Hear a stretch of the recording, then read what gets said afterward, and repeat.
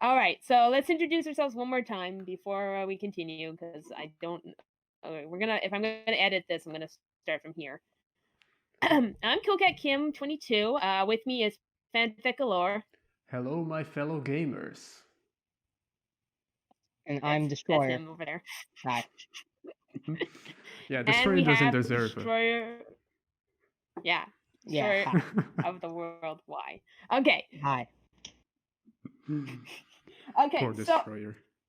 So what we're gonna be doing today is we were meant for this to be live, but we're probably gonna have to record this and then play this in the later on. Yeah, So OBS what we're doing today is we're going to recording be reacting 15 minutes. to the Judgment Boy video, "Who is the True Villain of Undertale?" This is a video from 4 years ago. So yeah, OBS is being a menace, so we can't live it, but we're gonna record it anyways, since we got everything else working. Sorry,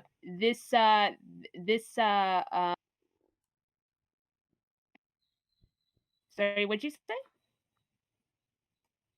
I don't really remember. Okay. Everything's going a little bit silent. I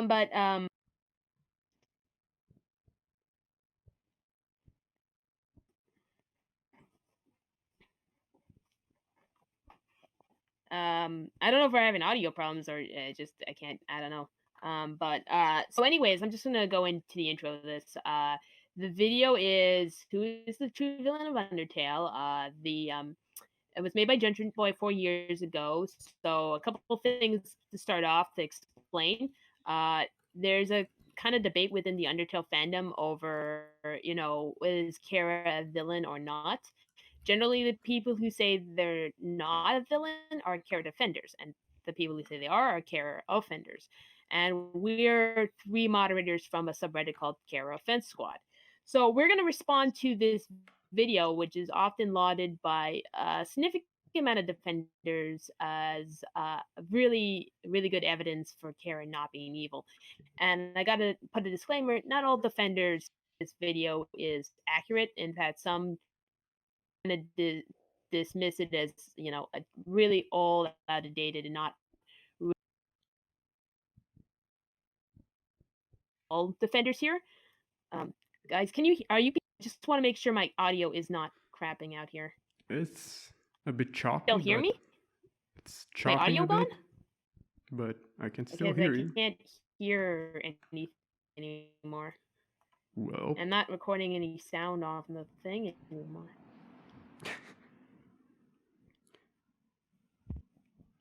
Okay, good, because I'm just not seeing my volumes on the thing. That's okay. Well, okay, now I can see my volumes, but it doesn't matter because you guys are recording. I'm not recording, so it should be okay. Anyways, as I was, I guess not a stream. It's a reaction. This is not a bully reaction. We are simply critiquing and debunking.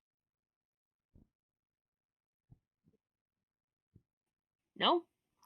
What? What? Do you guys want to add anything? Do you guys want to add anything that? Your audio is chopping a bit. To add. Oh no, it's chopping. That's what I was concerned about. No. Let me try pulling this closer. Okay. Let me do a little testing 1 2 3. Too choppy? Huh. Not too choppy. I mean, I can still sort of understand you, but sometimes it just cuts off. Might just be your internet. Let me. What if I just close this Chrome? Testing 1 2 3. Testing. Can you read? Yes. Mm-hmm. Yes. Good. Is it better? I guess. Yes. Okay, good. All right. So yeah, I'm gonna close my. We're not live anymore, or at least we're sort of live. I don't know. Anyways, so hopefully my intro wasn't completely wasted there and being too choppy, because I'm not repeating myself. We're just gonna watch this video now because we've had so many technical problems. I think we should just get on with it, right? All right, let's get going and shred this theory to pieces. Not really, but yeah. And Destroyer, you've never watched this before, right? Yes, I'm going in completely blind. Okay, so we're gonna start playing here. I'm gonna stop anytime I think we need to comment on them. All right, here we go.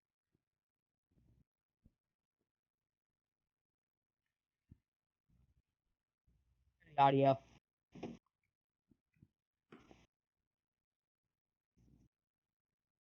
Cool cat. Ah, There's no Can you not hear audio. Nope. The Yeah, video. I No. has audio? no audio. Oh my! How come? On, let me try something. There was audio earlier with the test video. That's true. There was audio. How is it not being?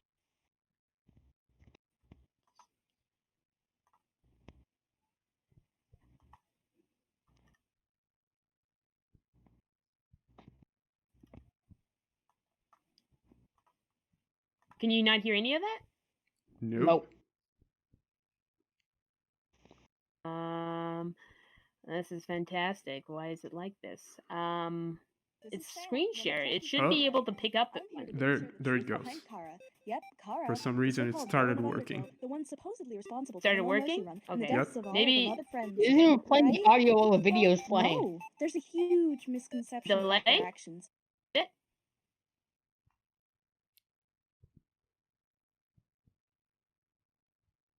No, Yep. there's no audio. No audio again. Hi, No everyone. audio This is Sam. again? Okay, nope. It started like 4 seconds after you started playing it. Yep, Chara. Okay, the I'm so-called gonna just villain stop of streaming Undertale, right now the one because supposedly screw the stream thing. Maybe it's just too much. It needs more power, and if we stop the stream, maybe I'll have the power necessary to do it. Okay, let's try one more time.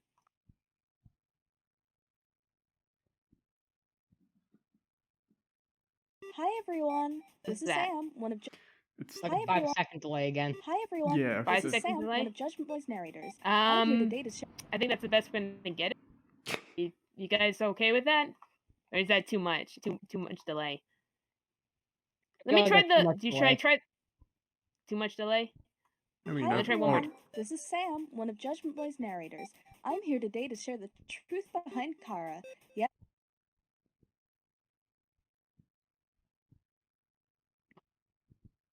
It just gave up on the audio. This is Sam, one of Chara, the so-called Let me villain try of one more Undertale, time. the Let me just. You know what I'm gonna do?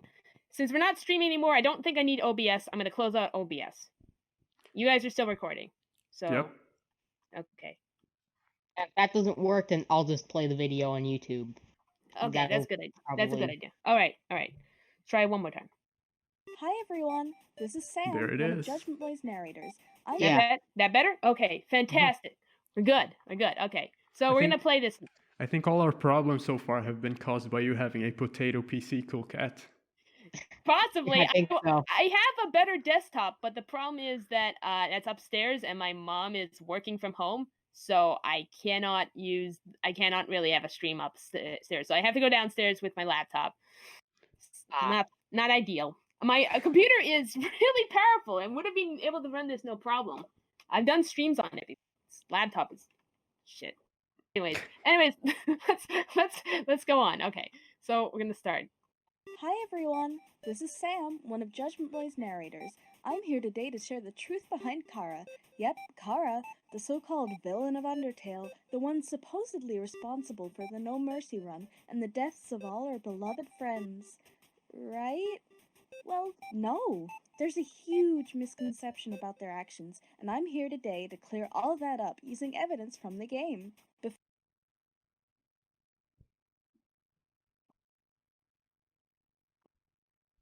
Sorry. I didn't hit the button. Do you guys even know what a true villain is?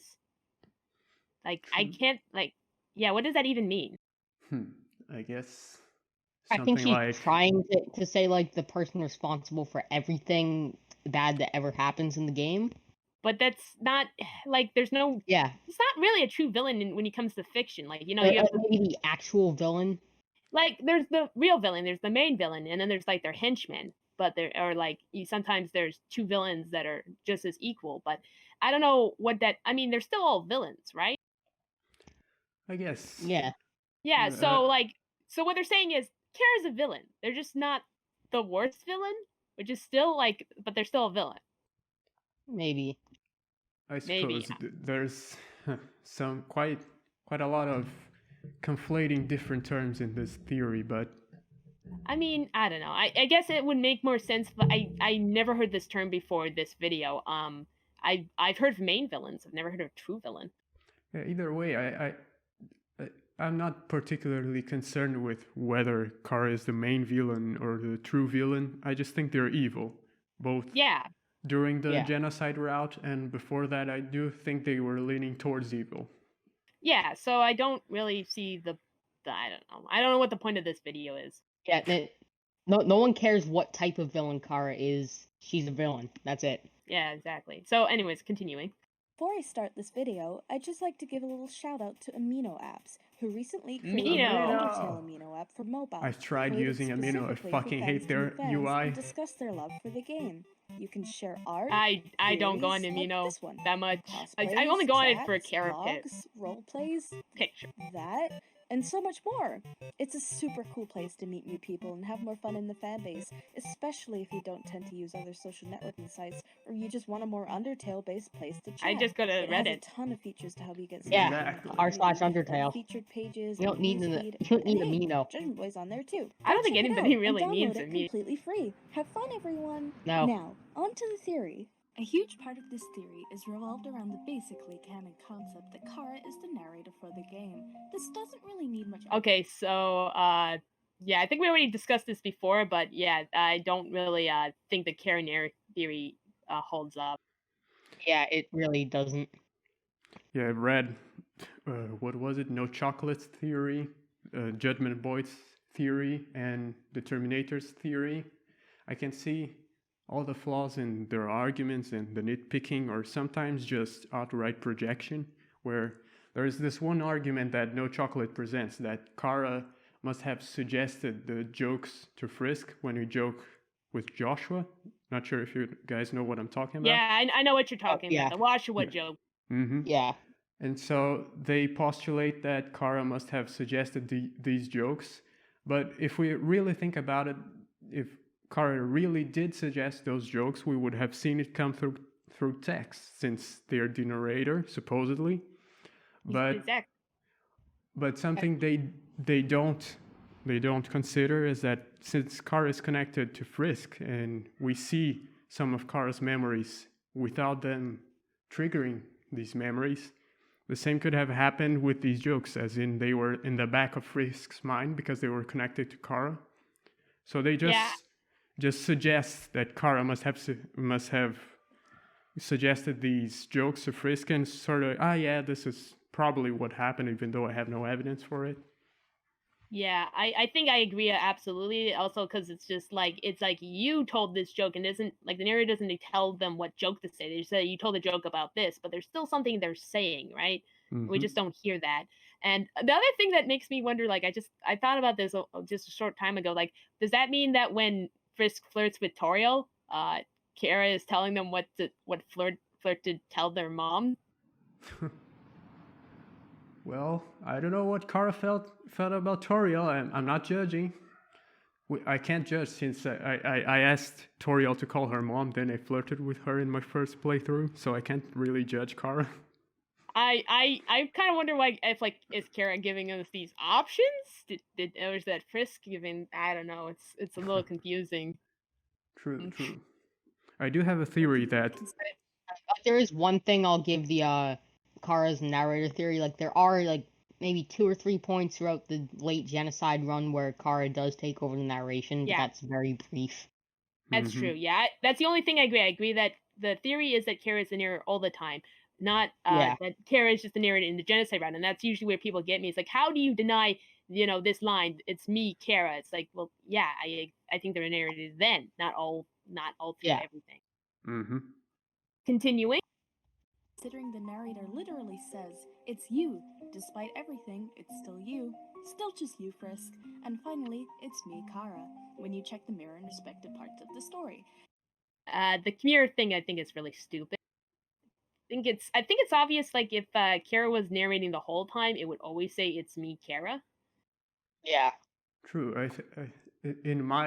As far as I can tell, the "it's me" line actually contradicts Chara, since the narrator recognizes Frisk as a different person, but Kara doesn't, and sort of takes over the narration and completely disregards Frisk during the genocide route. And even more so when we consider that the narration goes back to normal if we fail the genocide route. So, like, Kara suddenly decides it's not them anymore? Like, what's going on here? Yeah, exactly. It just, like, switches and radically back to the normal narration. Like, if you go, like, it's funny. One death just changes so much about how Kara acts, if, you know, the narrator. Mm-hmm. The narrator also knows details about both monsters and items that neither we nor Frisk would know. Well, I don't think Kara would know the monster's stats either, but Yeah, I actually have a theory on this. That's just the narrator giving the player some info. Like, that's not actually giving Frisk the info. Yeah. A theory that I have on this is that actually many of the descriptions of both monsters and items are actually provided by themselves through magic. If we take, for example, Childrake's description, he tells us what he's doing at that moment. He tells us that he's looking for his friend Snowdrake. And there's no way Kara would know what he's doing right then, even more so when we consider that Kara died ages ago, way before he was born. And there's other lines that also imply this, like Undyne's description, which has an emphasis on never. She calls herself the heroine that never gives up. And this emphasis on never is something that Undyne does a lot of times throughout the game. And so, yeah, for me, it's pretty obvious that many of the descriptions are provided by the monsters themselves. Not necessarily all of them. I think sometimes the narrator just states the obvious, like with Papyrus, because he likes that laugh of his. But there are many which can't be explained that easily. Yeah, like for instance, if you take Glide, which is that bonus monster, if you check him, it says this monster refuses to give more details about itself. Mm-hmm. Which almost like directly states, oh, the stat checks are coming from the monsters themselves. Yep. Continuing. E.g., they can translate Frogget speech and recall origins of everything in Asgore's home. Wait a second. Hold on. Sorry. Stop it again. Chara can translate Frogget's speech. Yeah, that's That another. Is clearly just the unnamed narrator just telling the player. Oh, sure. I mean, I guess why not? I mean, they can also translate the dog, apparently. Yeah, something that JB doesn't seem to realize here. Something that JB doesn't seem to realize here is that the Froggets actually can speak. They tell us their story in the new home during neutral and pacifist routes. The Froggets speak normally. Yeah, that's true.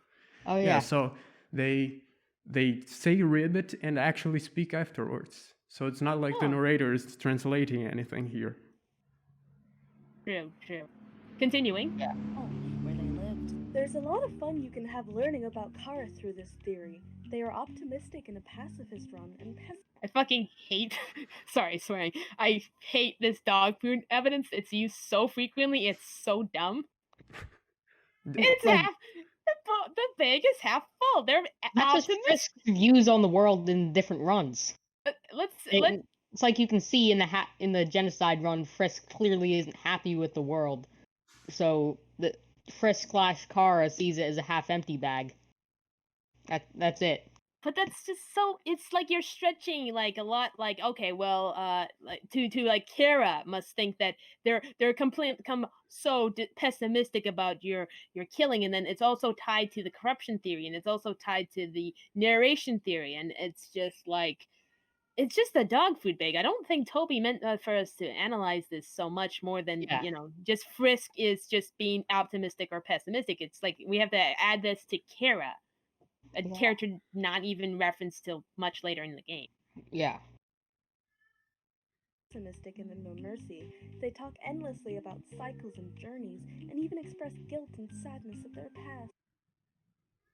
Projection. Yep.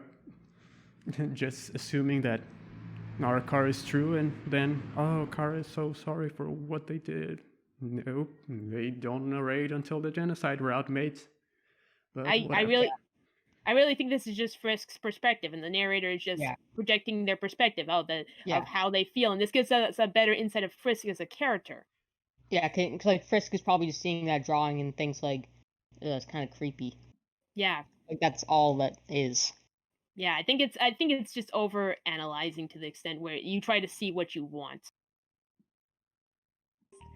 There are even many hints to their fun-spirited personality in there too. There's a lot more evidence for this theory. It's practically canon and helps give us a lot of the info we need. It is not practically canon. Let's start off with let's just call it canon, because I said so. Well, they seem very. Yep, that's basically Judgment Boy's views on it. That's basically all. Everything said it is. It's basically all the Chara is a good person in a nutshell. You know something else I've noticed regarding... I don't think Judgment Boy references this argument, but sometimes people point to the comments the narrator makes about Kara's bed as evidence for Kara, because I think they joke saying that if you lay down here, you might not ever get up, or something like that. True. But something they always seem to not realize is that the narrator makes the same exact joke for Office's bed, or a similar joke at least, where they say Office's bed is a cube, and the narrator says, an amazing invention. When not in use, this bed turns into an extremely easy to draw cube, or something like that, which is clearly a joke on Toby's questionable art skills. So is Toby the narrator? I think a lot of it just seems to be like fourth wall breaking. Like sometimes people think that a character can't, like the narrator can't foreshadow something that's or hindsight or whatever you would call this, foreshadow something that happened in the past. Mm-hmm. Which I just think is no. Oh, hold on, I think my friend's here. Oh, okay. Is that the Muffin Man? Oh. Such a weird username though. Do you know the Muffin Man? The Muffin. Right. While he's doing whatever he's doing, I'm gonna connect my PC to. I need to connect my PC to the outlet. Okay. 1 sec. Well, I'm just gonna go keep talking while you guys do that. What I was gonna say is I think there's the other thing about the bed that people often overlook is that genocide, like in the genocide route, Chara just calls it my bed, which nice. I was just saying, in the genocide route, the bed is called my bed instead of a comfortable bed. You might, if you lie down here, you'll never wake up. My question is, if Chara is always the narrator, why is it that it doesn't say my bed in every route? Why is it only my bed in genocide? What are we talking about again? Sorry, I guess I have to repeat myself. So I'm just saying that, in the genocide route, when you look at Chara's bed, it says my bed. And why, if Chara's always the narrator, why does it only say my bed in the genocide route and not in the other routes? Oh yeah.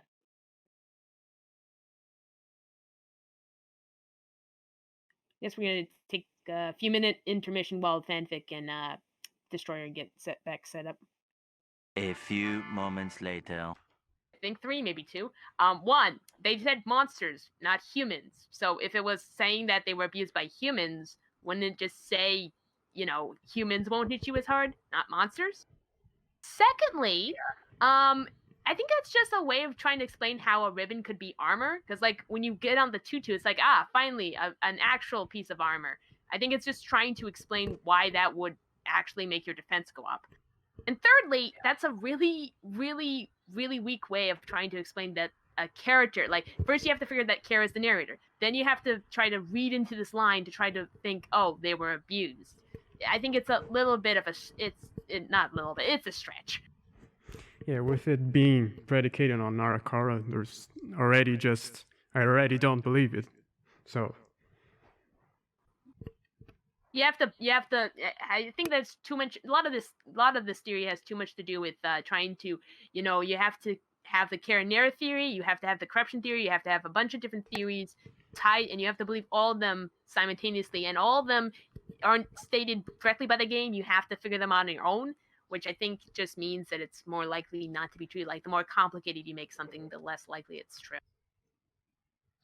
Comes Razor for the win, I guess. Exactly.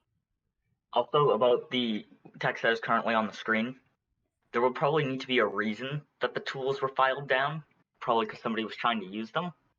I've thought it was because Toriel would like adopt any child that fell down from the surface, and so she just childproof her house. I mean, we see that there's a bunch of shoes that are different sizes in the kids' room, so I think that's just her trying to make it safe for them.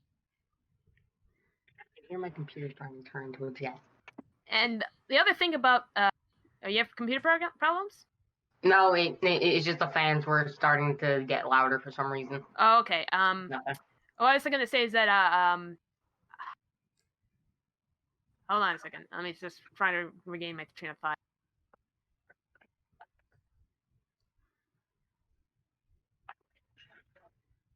I can't remember what I was gonna say. Let's just continue. This is further evidenced by the fact that Toriel has dug down all the tools in her home and hidden all the knives. And oh yeah, now I remember what I was gonna say.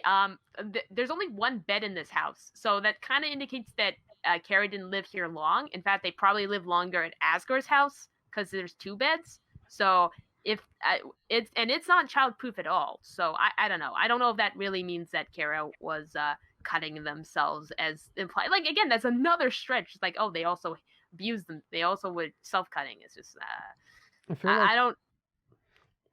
I feel like this is just keeping the knives in a different place than the rest of the cutlery. I really feel like this is just trying to sort of get pity towards Chara from the Watcher because, well, let's assume that they were indeed suicidal, that they wanted to kill themselves, that they cut themselves and whatnot. Well, school shooters kill themselves at the end of their mission, let's say. So obviously being suicidal doesn't justify evil. So regardless of whether Chara was actually self-harming or if they wanted to kill themselves, that wouldn't change the fact that they're still evil. Yeah, and I think that's something that people don't understand. There's a difference between a sympathetic villain and a person who's just, I don't know, like they think that sympathy overcompensates the fact that they're evil. That you cannot, if you sympathize with a villain, they're no longer villain or they're no longer as bad. That doesn't change anything.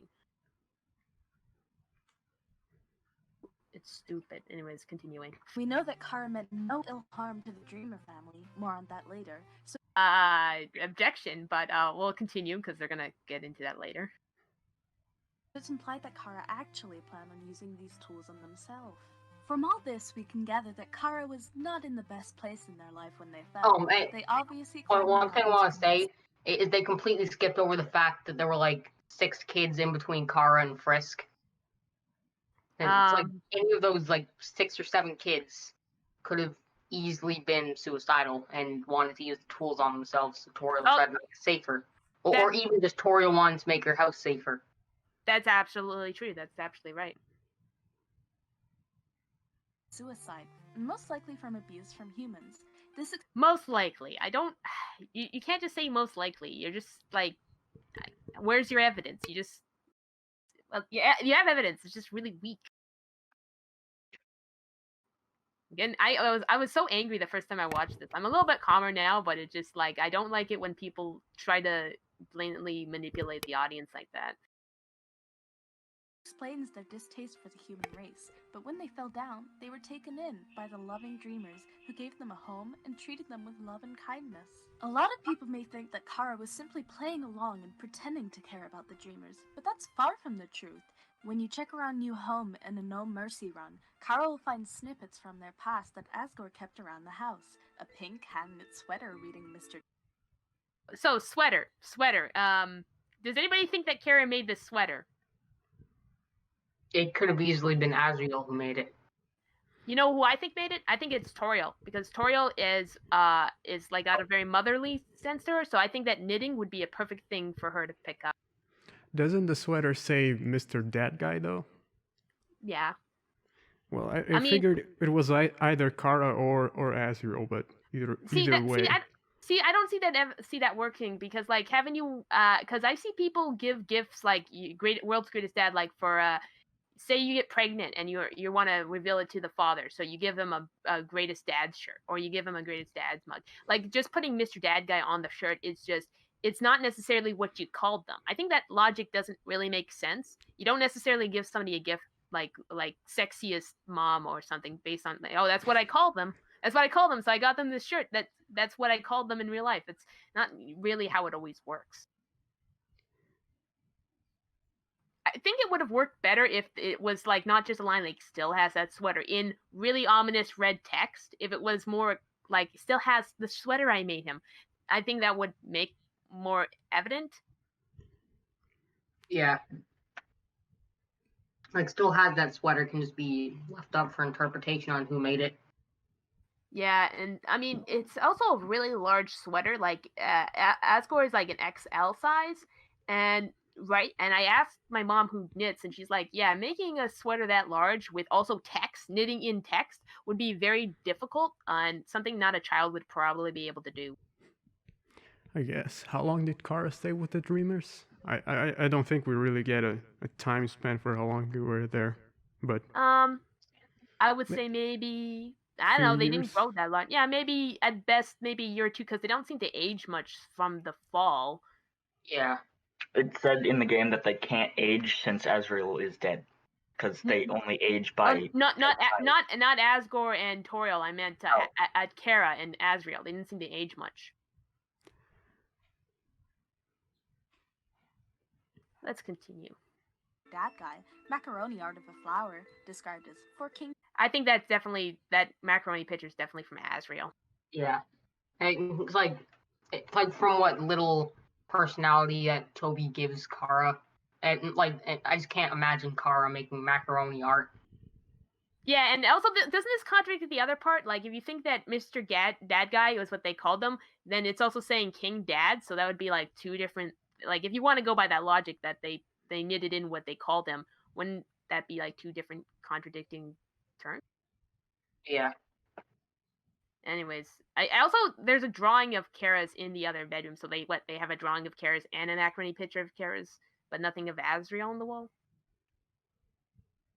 Dad, a drawing of a golden flower by Chara's bed. All of these were made by Chara for their family. If they were made by Azrael. Just want to point out that quiet moment at the poster, it's also in exclusively red text.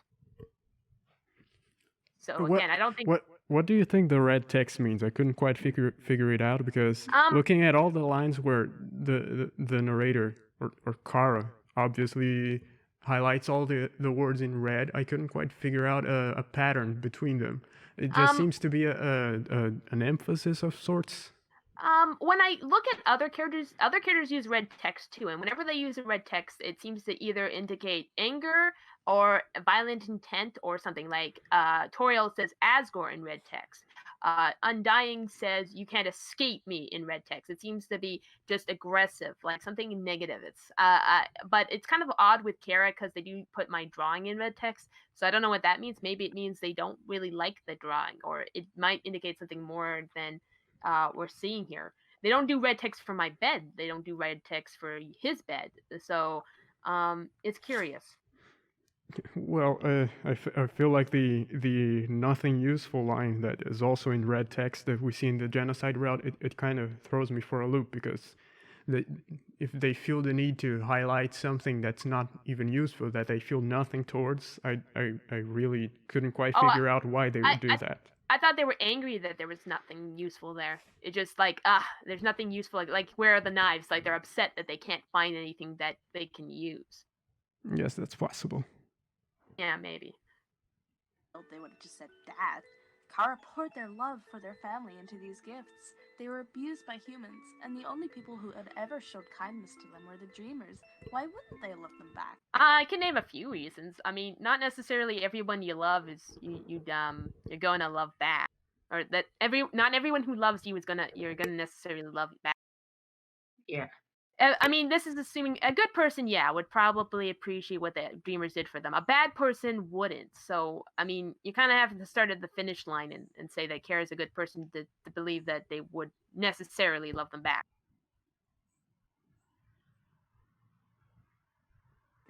No one ever said Chara hated monsters. This leads into their plan, the one to gather 6 human souls. Many interpret this plan as some carefully crafted scheme to kill all humans, but it's really quite the opposite.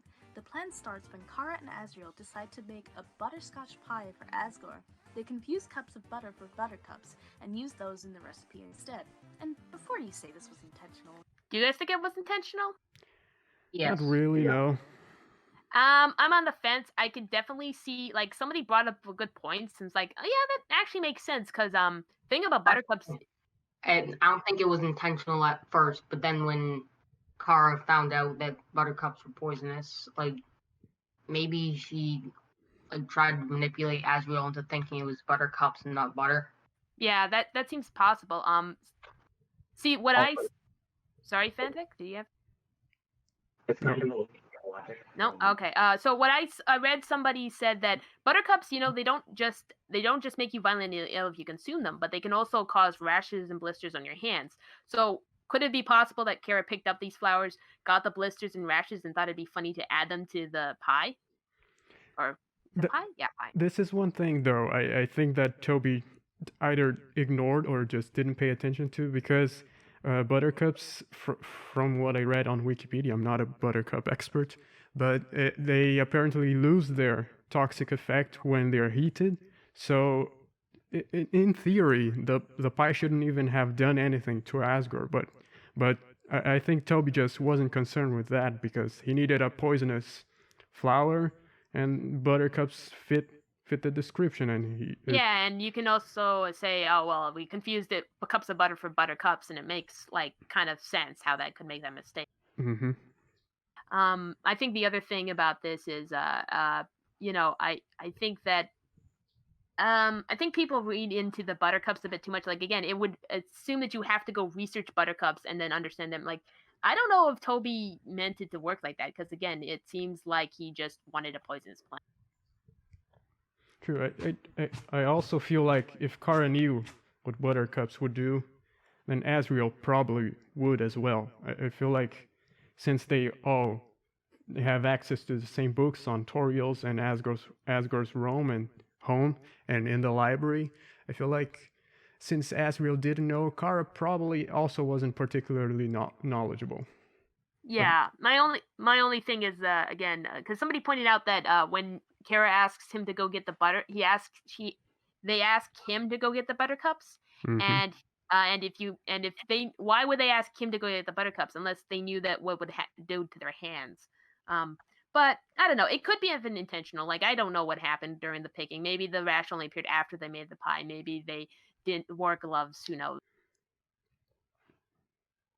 On Chara's behalf, we're talking about a possibly 10-year-old here who likes Star Wars and dogs and stupid puns.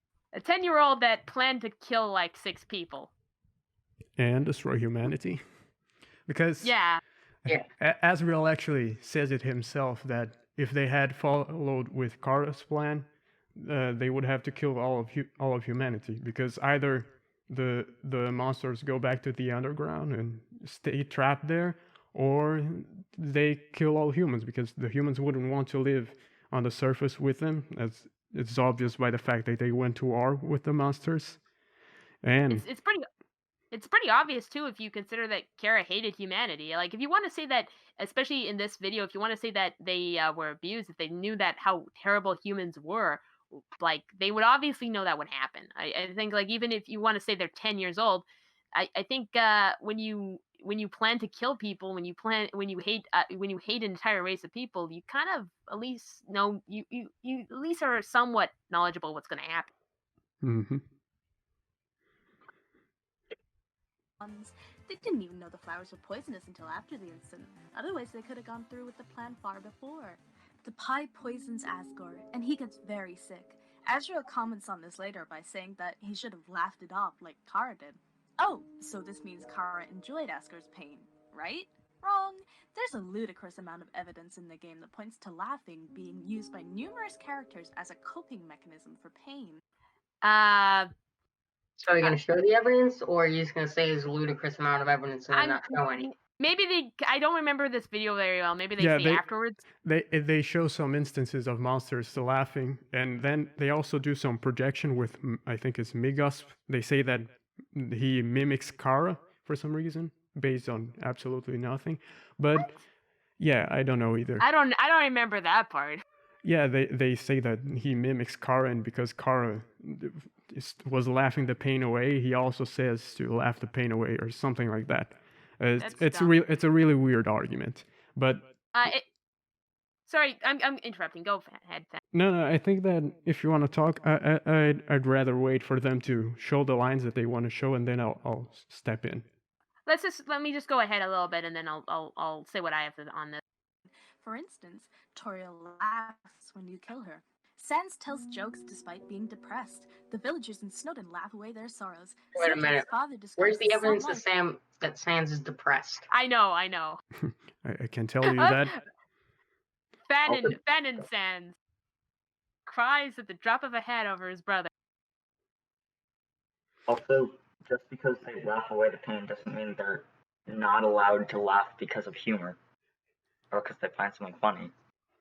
Yeah, I mean, here's the thing. It's also like what Fanfic often calls is like a hasty generalization. It's like saying if everyone else is laughing to hide their pain, so must Chara. But Chara is a completely different character. You still need to prove that that's how they dealt with pain, which they haven't. They just show other characters that aren't them.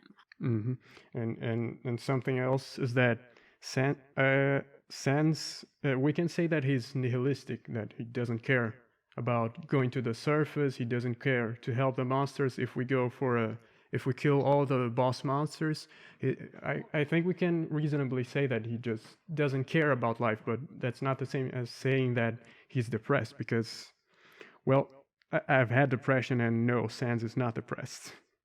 I've seen a lot of these examples aren't even like accurate. Like if you look in the context, like for instance, Toriel is laughing because she's kind of like laughing at herself. It's not really hiding her pain. She's just like realizing, well, she basically let this monster into the underground because she was too soft. Yes, she's laughing at how pathetic her situation is, one could say. And that's not, and like a lot of this isn't like hiding the pain. Like to hide it, you would have to not address the pain. Like for instance, this Snowdrake's father, he's mentioning, that's not funny. He's mentioning how bad his situation, how he's a terrible father. He's not hiding it. He's outright saying he's in pain. Mm-hmm. And actually, Burger Pants tells us that he cries on stage because his wife is dead and Snowdrake ran away. He doesn't always, just in this instance, we see him laughing or trying to make a joke about his situation, but when he's on stage, as Burger Pants tells us, he actually does cry out of sadness. Yeah, and I think also they mentioned that they showed just for a second that kid, that smiling person from Snowdon. I think that's the only person that hides their pain, because they're the only one that doesn't mention they're sad. They just make jokes. It's only after they're freed does he mention that he was just making jokes to hide it. That's like the one instance I will agree with. Laughs and then says, "That's not funny." Laughing at Snowdrake's mother's amalgamate prompts the narration from Chara. You laugh and keep laughing. It's so funny you can't stop. Tears run down your face. What? You didn't do that? If you laugh again, Chara says, "But it's not funny." Heckling the amalgamate yields the narration. You look horrible. Why are you even alive? What? You didn't say that? Checking the royal guards in the No Mercy run directly references something I want to add about the Snowdrake amalgamate. Some people say that's evidence for the narration, Chara's narrator, and that the narrator's talking to somebody. Again, I think that's just fourth wall breaking. I think that's not really evidence that the narrator is an actual person. I've always found it odd that they point at this as being evidence that Chara is the narrator, because, well, there is the theory I mentioned before that it's actually the monsters that provide their descriptions or sometimes even actions. And if we think about it, the narrator says that that he's cold when we're fighting Snowdrake's mother, and so she can make us, or the narrator feel things. So why couldn't she sort of make him think that we laughed when in reality we didn't? Yeah, I thought it was pretty obvious it was an hallucination because that's something that they've been shown to do. In fact, the memory heads can even make you have a bad memory. Hmm. So yeah, I think we can all agree that they're projecting a lot of things onto Chara based on the narrator Chara theory. And I think they're just also projecting a lot of things based on Chara, based on how they want them to be rather than how they actually are. They want them to be sympathetic. They want them to be caring. They want them to be, all these other things. Funny, everything to make them more likable.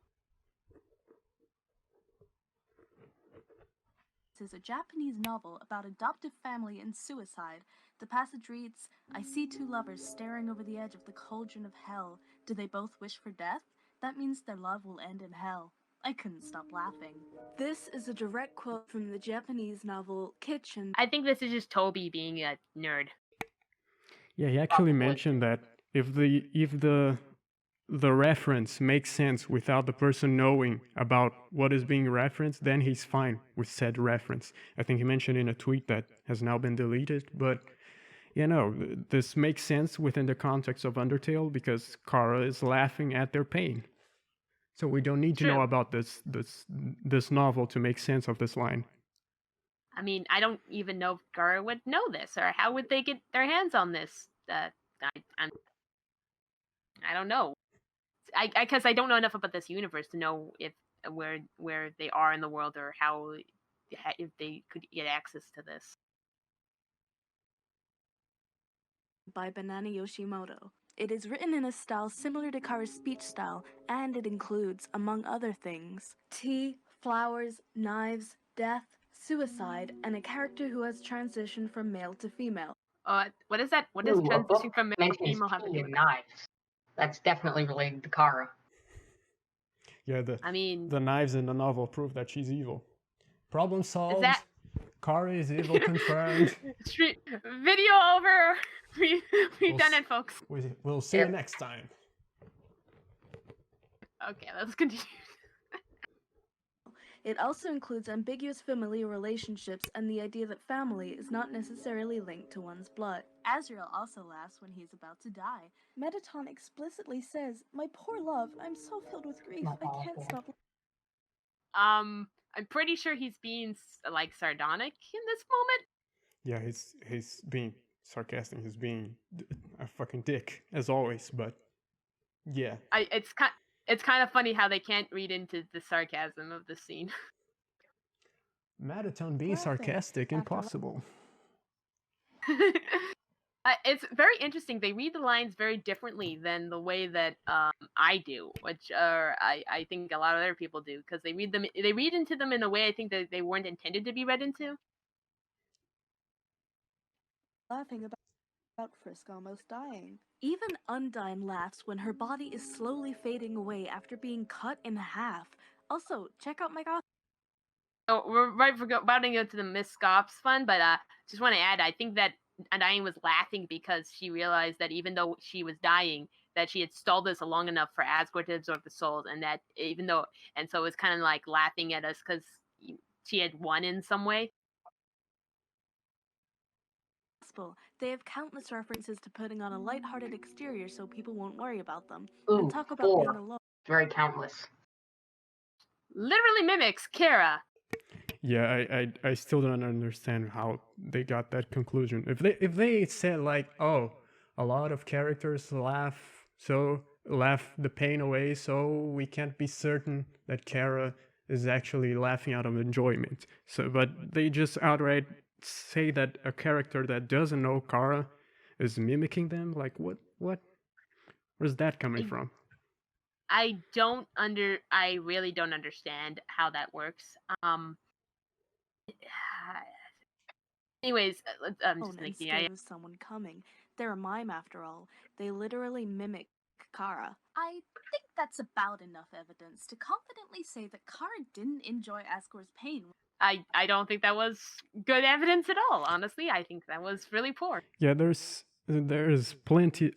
Just like there's plenty of lines of characters laughing in moments of pain to sort of make light of the situation. There's plenty of lines where they laugh for whatever other reason, because they're happy or because they're telling a joke or they laugh maliciously.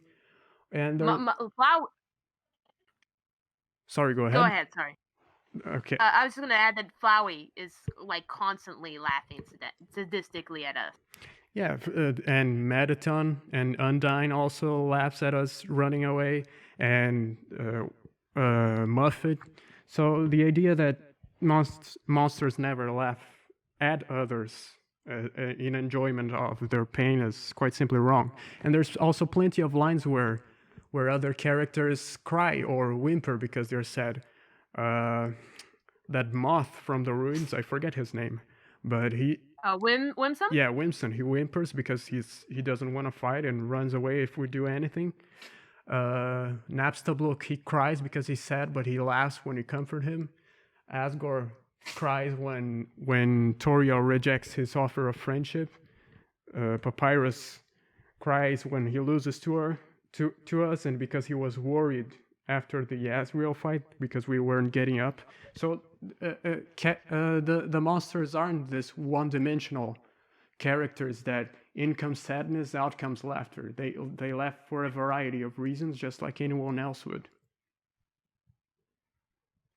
Yeah, that's a really good point. I think I want to add one more thing before we continue, is that they actually point out the very line that I think contradicts the fact that Chara is laughing to hide their pain, is that Asriel says, I was really upset. I should have just laughed it off like you, which kind of implies that Chara was not upset, doesn't it? Yeah, if you think about it. I think that even if we consider, if we assume that Chara was laughing to make light of the situation, that still sets a pretty bad picture for them, because Toriel didn't react like that. Asriel actually felt sorry and didn't react like that, but Chara was just like, fuck you, I'm going to try to divert the situation with jokes. Even assuming that's the case, that's pretty damning for them, because it shows that they didn't care much, if at all, about Asgore. Nonetheless... Go ahead. I keep interrupting you. I don't want to do that. Right. I was just going to say that when we finish, I think, the first playthrough of the genocide route, Chara tells us that every time a number increases, that feeling, that's me. And so she's telling us that whenever we kill something, whenever we get gold, experience, LV, she enjoys it. That she's the feeling that we get when we kill things.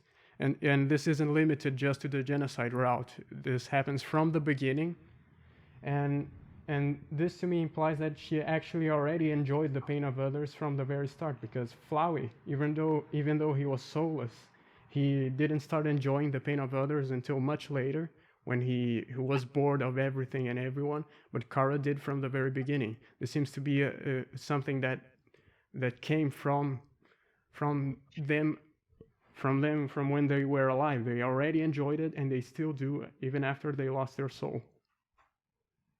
I agree. I think you also have to keep in mind that everything together, like as a writer, why would you write a line like that you just laughed it off? Like, why would you add that if you wanted to show this character as a positive light?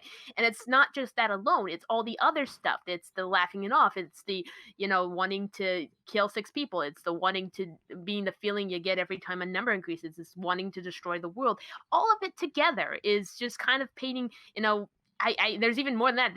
All of it together is painting a picture. And while you can maybe side this, like, okay, maybe they meant something different. If it was just this alone, that might be a point.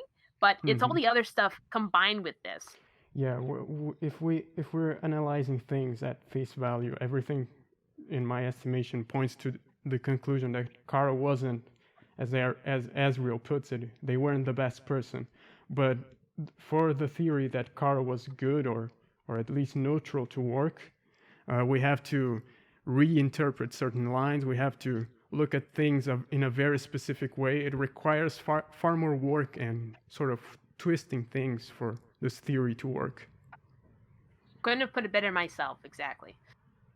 When he was accidentally poisoned, Chara really was just laughing off the pain, trying to make light of a traumatic situation to cope. This is a symptom highly found in mentally ill people. Moving on. There's a mentally ill person. I'm gonna say that's somewhat true sometimes, but like usually because you know how much pain hurts, you don't laugh away someone else's pain. You laugh away your own pain. Yeah, I can understand that. With their plan, once Chara realized that buttercups were poisonous, they had an idea. You've been pretty quiet, Destroyer. Are you still with us? I just want to make sure. Yeah. Okay, just checking. Knew that a human soul combined with a monster soul would be powerful enough to cross the barrier, but not to break it. Now, if Chara only wanted to cross the barrier to kill humans, they could have easily just killed one of the dreamers and taken their soul, right? But they didn't. Instead, they discussed the plan with Azrael. Okay, so I think there's a really obvious reason why Chara doesn't do this, and that's because it's always said that a monster with a human soul is incredibly powerful, but they never say the same about a human with a monster soul. And I don't think a human with a monster soul would be nearly as powerful. I guess that's possible, but something else that I think is worth noting is that since all the tools are filed down, how would they actually kill the dreamers? They can't use magic. They can't stab them to death because all the tools won't work for that. So at best, I guess they could try to suffocate them, but Asgore could just punt them across the room if they try to do that. Actually, there's the worn dagger. Remember? Oh, the worn dagger. I figured that Asgore always kept it hidden from Chara because the here we are. Or was it about time? I don't know, but her line seems to imply that she actually never got it, even though she wanted to take the worn dagger. I'm gonna have to disagree with that. I think that here we are just saying, oh well, now finally I have a real knife. Now we can finally really start causing some havoc. Because now before we just had like weak weapons. I think also the fact that it's called a worn dagger means it's an old weapon. Again, I think given that monsters are like humans just on their own are physically stronger than any monster, I think that they could have easily overpowered at least Azrael. But I think again it wouldn't do them any good because monsters are in tune with their souls. So the idea that a human soul, which is super powerful, making them more powerful because they're made of magic makes sense. But a human, because they're physical, well, they can't really there's nothing really like a monster soul is also very weak. And their body does not react to the soul the same way that a monster does. So I think that if they could leave, they could go through the barrier, but they would be like not strong at all. I guess that's possible. I mean, that's what I like. If I think about it, they never specify anything about humans. This was true. If a human could absorb a monster soul and become super powerful, why didn't the humans that trap the monsters in the ground do this thousands of years ago? Why didn't they kill the dreamers like Toriel and Asgore when they were up on the surface and just take their souls? I think that, to be honest, I think that they just weren't able because I think Garrison tells us that boss monsters are really powerful and none of the humans were able to kill them, so they had to banish the monsters to the underground. But either way, it's like you put it, there is the possibility that they wouldn't even be strong to begin with. Yeah, I think even a boss monster wouldn't be able to take on a whole army of humans, especially because they had 7 wizards with them. I don't know. I don't see that, but I mean, I guess that's just my thinking, and I think that given the evidence, I think there's good reason why Chara wouldn't take a soul from a dreamer. And proceeded to poison themselves with buttercups, an excruciatingly painful way to die. Symptoms include bloody diarrhea, excessive salivation, colic, and severe blistering of the mouth. They willingly put themselves through this in order to spare their family. I think there's a couple things that obviously we addressed how golden flower. I don't think Toby ever thought of us looking up the symptoms of this. I think another thing you have to realize is that there's other ways they could have done this. Obviously, people point to that and say, well, if they kill themselves in such a brutal way, doesn't that mean that they were really messed up inside? Which I think that's not really true at all, because I don't think you can look at suicide method and say what was going through someone's mind. Well, it's not like cutting themselves would be any less painful. I guess the quickest way they could have killed themselves was to throw themselves from somewhere high, but then their body would be splattered all over the place and they couldn't carry it to the human village. So really, Yeah, If we're going with the idea that Chara wanted Asriel to carry her body to the human village, there really isn't many options that she could have used to kill herself and still yeah, have her body intact. yeah, that's exactly right. And although it does kind of raise the question, why did Chara want their body intact? But that's my own I have my own theory about why that is, but which I won't go into. But I do think that when you consider that they're a child, they don't have much access to poisons. There doesn't seem to be any cleaning supplies because everybody uses magic. The monsters have healing abilities that can heal any physical wounds. But the only thing they're not really they don't really know about is sickness. They don't know anything about illness. So killing yourself with poison would probably be the most I hate to say it, like most efficient way to kill yourself in this situation without anyone being able to save you.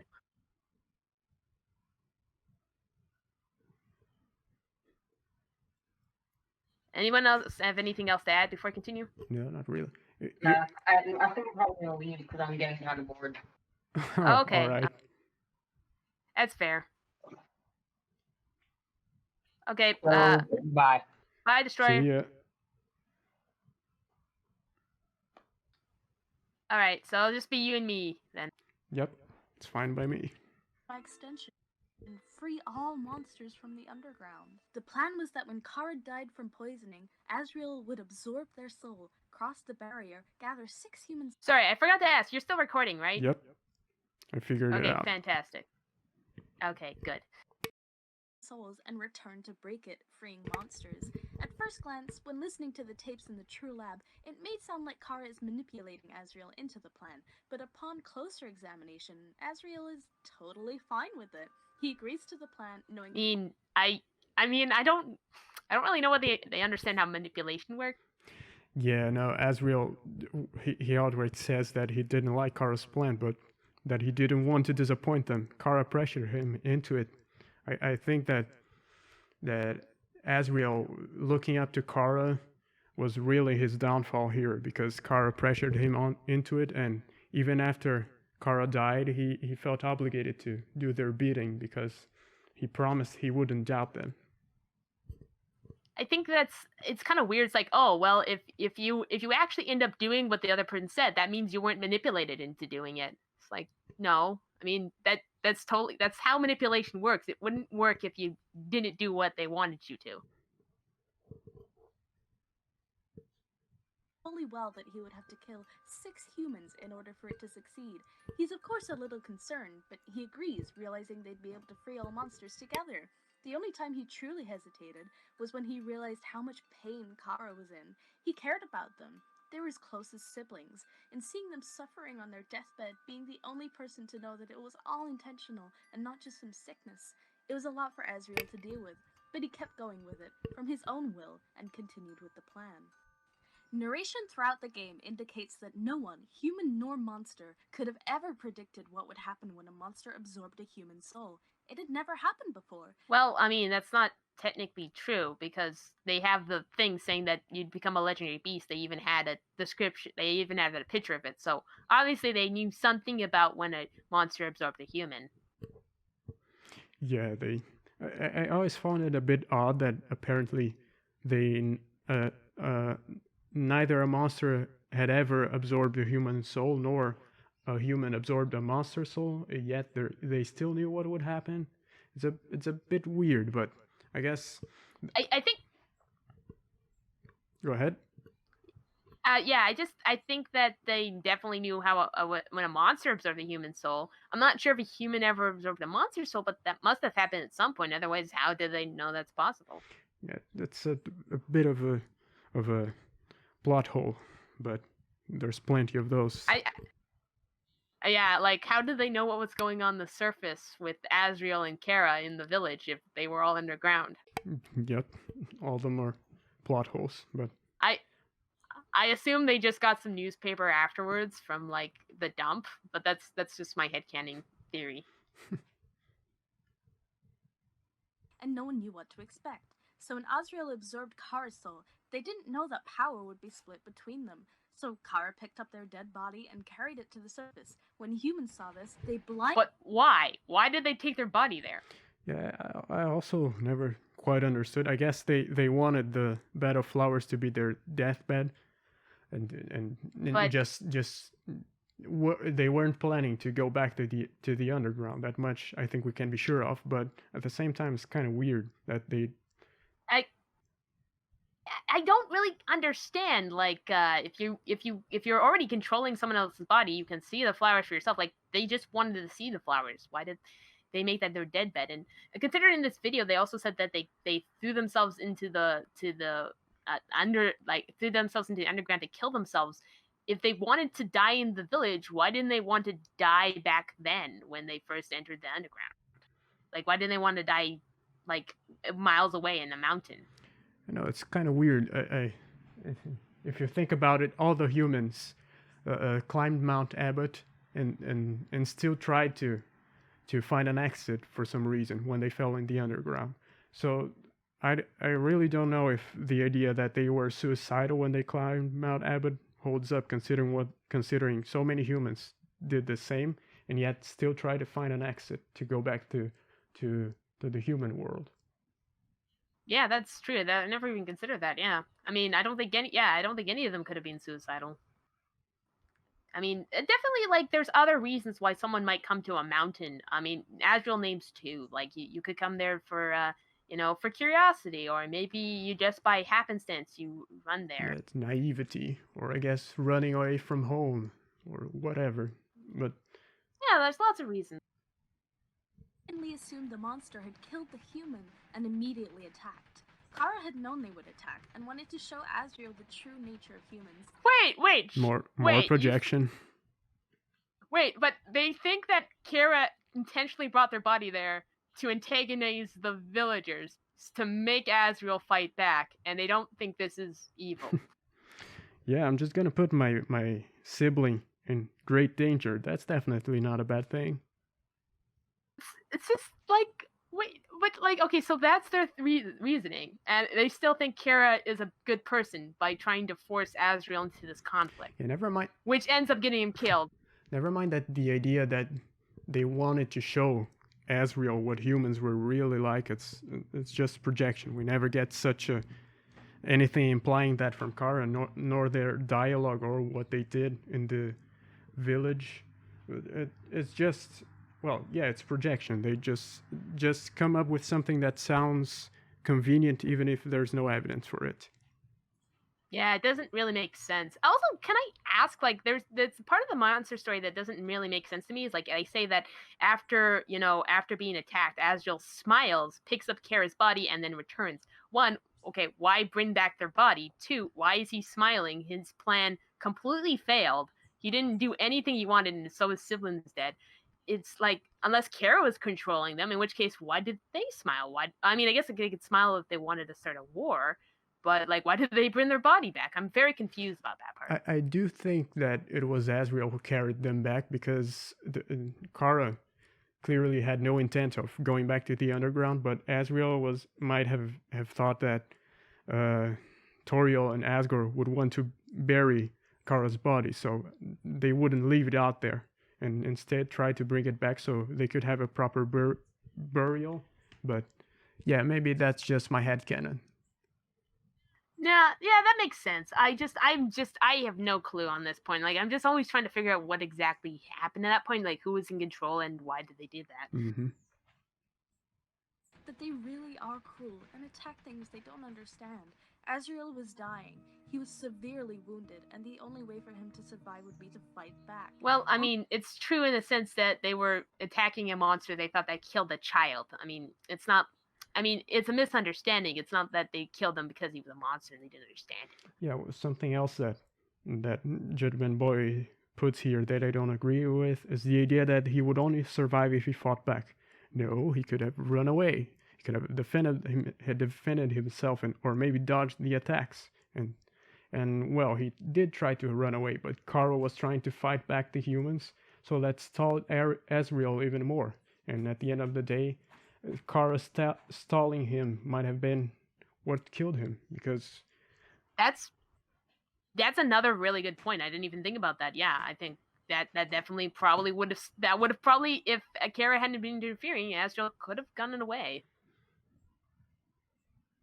Only then did Chara urge him to kill more humans. It was the only way for him to survive.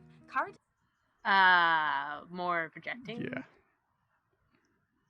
didn't want their best friend to die for nothing, so they tried to use their power to fight back against the humans. They were trying to protect him, and they were filled with bad feelings towards the humans after being abused by So much rejection. them. No wonder. But Azrael refused, picked up Chara's body, and turned back. He passed away and became Flowey, while Chara remained dead but semi-conscious in their body. Toriel took them back and buried them at the entrance to the mountain, where golden flowers Wait, bloomed. there's just so much to unpack in that. There's just so much there. I'm just like, wait, evidence. You need to. They were semi-conscious.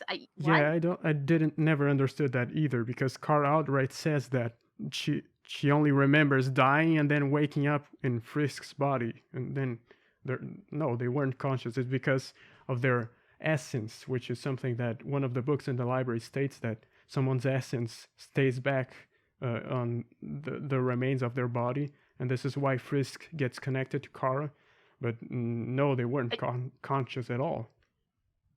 According to the book, it's only monsters that leave essence. So I don't even think that's exactly what happened. I think what happened is that Chara's soul just kept persisting, as humans do, and that our murder spree just rewoke them from some sort of slumber. I don't know.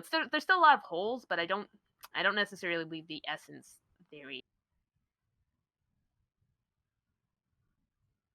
From the seed still stuck to Chara's dead body. And this is where the game begins. Years pass, and Frisk climbs the mountain. They fall, and they land on top of Chara's grave. Frisk's determination is what makes Chara's spirit wake up. I don't agree with this, because determination has never worked like this. It's not like you just come in contact with an essence and it wakes them up immediately. Alpheus had to inject Flowey with essence. The time loop thing, you're not doing anything nearby, you're actually manipulating time. So there's no way in no part of the game where it works this way. I'm actually. Do you mean that Alpheus, as in injected the flower with determination, or essence? Yeah. Right. Alpheus injected determination. They took extracted determination from the human souls and then injected them into the flower and also the other monsters. Mm-hmm. Yeah. So saying that determination, it radiated off Frisk's body, and that's what woke Frisk from Chara from this graveyard. I'm not 100%. I don't know if that's how that works, because it's never stated anywhere in the game that's how it works. Chara only seems to wake up in the genocide route, so doesn't that imply that it's more of her killings that woke them up, not this initial fall? I guess that's possible, although I've never been 100% sure if Chara just wakes up only in the genocide route, or if they wake up from the beginning but just are not interested in the pacifist or neutral route. But might be true too. Okay, continue. They were already somewhat conscious, as they are seen describing their experiences in their coffin, but now they are awake, and it's from here that we decide their fate. Do we mercy, or do we fight? Whichever path we choose, we as the player decide what will happen. Think about it. A pacifist run is a result of us choosing to spare, and a no mercy run is when we fight. But the only thing that changes to cause each of these runs is us. We are the one that hits mercy or fight.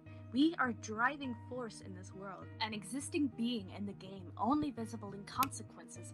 We are determination. We decide the fate of our friends, and we also decide the fate of Chara. If we choose to mercy, Chara will become our ally. They will translate monster dialogue for us, give us helpful tips, give us dirt. So I don't know. What do you think about this? The whole we make Chara a good or bad person? No, for the reasons we already talked about, I don't believe Nara Chara. So what seems to be happening to me is that Chara is not interested in the pacifist and neutral routes, but because they enjoy the pain of others, they're only interested in the genocide route. And this also seems to come from them being disinterested in the world and wanting to destroy it, because they say at the end of the genocide route that they find this world pointless, and that they destroy it regardless of what we choose. And so, yeah, in the pacifist route, even if we fail to meet the requirements for a genocide route later on, they stop caring and go back to being silent. So this indicates to me that they are disinterested in anything other than the genocide route. My take is that generally that our kills did kind of wake them up from their death, because they say it's our power that woke them, and I don't think they're referring to power as in determination, but rather power as in the power to kill, because that's what they say, that their now new goal is to seek power, and they describe power as eradicating the enemy and becoming strong. I also think there is a little bit more I have to analyze. Maybe I'll change that idea in the future. But I definitely don't think that we made them a good person. I just generally think that they're a bad person who comes back because of all the evil we're doing. There's another theory I have that they act like a monster ghost, and they have to, they have to become corporeal, and they can only do that if the body that they're inhabiting becomes a perfect vessel for them. So it's necessary for us to get the absolute maximum amount of kills, and for them to possess Frisk, which they do at the end of the genocide route. Before then, they can't do anything, and so as soon as we fail this route, they lose any control over us. Well, there is one thing that I think poses a problem to that theory, which is that in the Metaton fight, if we fail to meet the requirements for the genocide route in the core, we still get to fight Metaton Neo, and we still kill him in one hit, even though we didn't meet the requirements for the genocide route, which didn't happen before.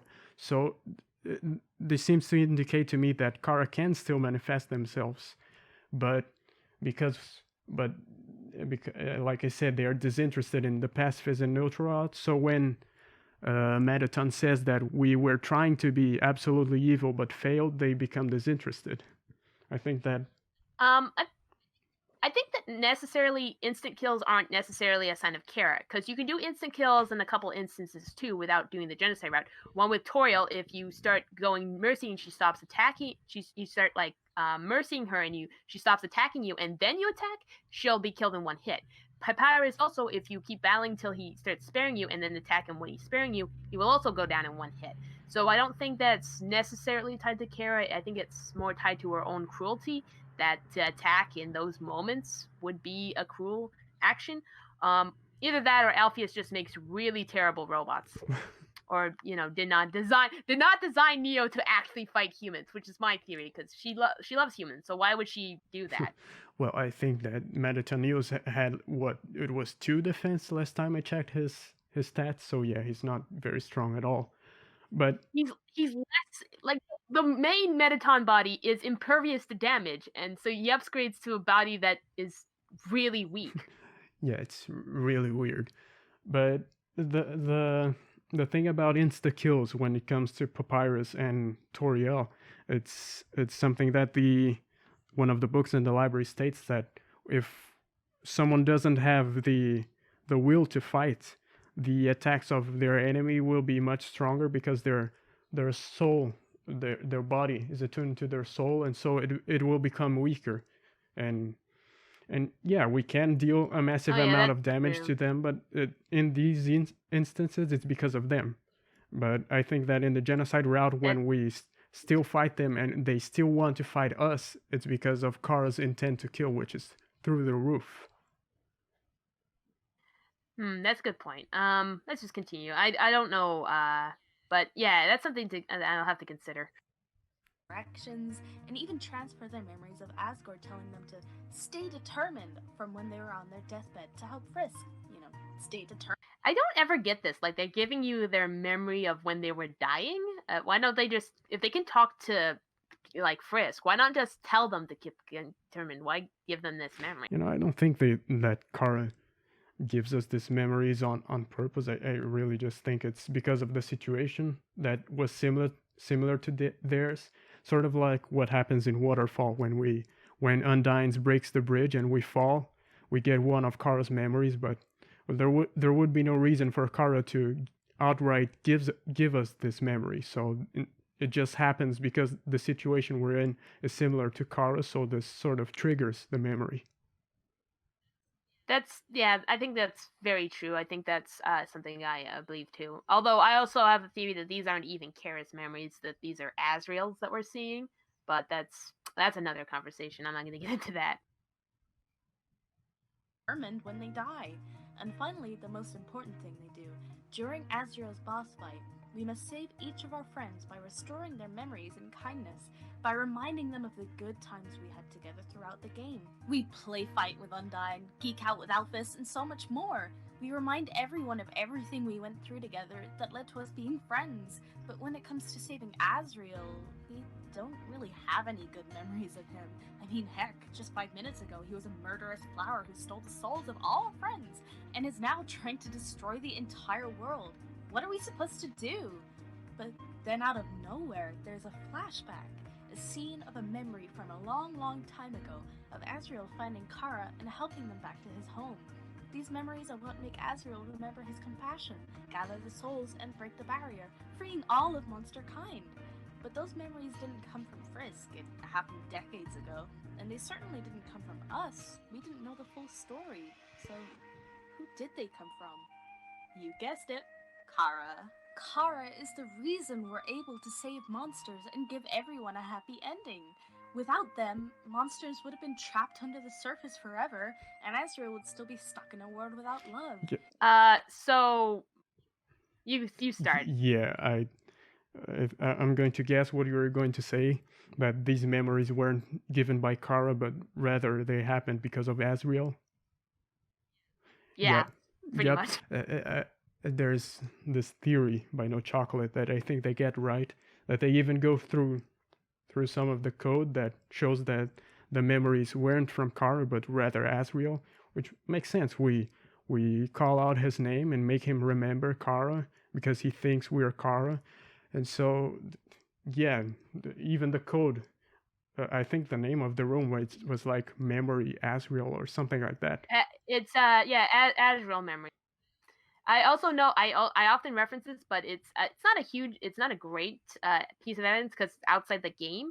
But Tammy Chain did a FAQ, and in the FAQ, she says that she animated the scene where Asriel regains his memories. Now I don't know if that you can say that's really definite evidence, but it does at least show what Tammy thought the intent of the scene was. Another thing also is that Asriel talks about, like, what did you do to me? And, like, there's a lot of dialogue that seems to suggest that it came from Asriel. And if it was from Chara, why afterwards does he say Chara's gone a long time ago when he just saw a memory from his friend? Shouldn't he realize that's from them? I think that, yeah, it's like you said, all the evidence points towards the conclusion that this memory comes from Asriel. And it's really odd that they think this memory came from Chara, because how could Chara show Asriel a memory? Like, how does that work? Asriel is an all-powerful being, and we're fighting in this sort of virtual made-up world that he made, and we can even see people inside his soul. Like, we could see a memory coming from him, but why would he be able to see a memory that we have? He obviously doesn't have mind control powers with his godlike abilities, because he has to ask Frisk what their name is, and he still confuses us for Chara for a little while after. It's not like Chara's ever shown an ability to give other people their memories, so I don't know where this idea, comes from. Well, it comes from wanting to believe that Chara is responsible for the pacifist route.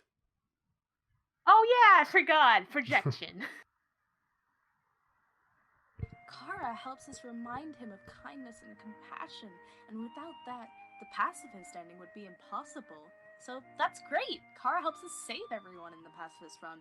So what about the No Mercy run? Well, imagine waking up and the last thing you remember is being brutally murdered by humans. Then suddenly you're a ghost following this human that's for some reason killing everything it sees.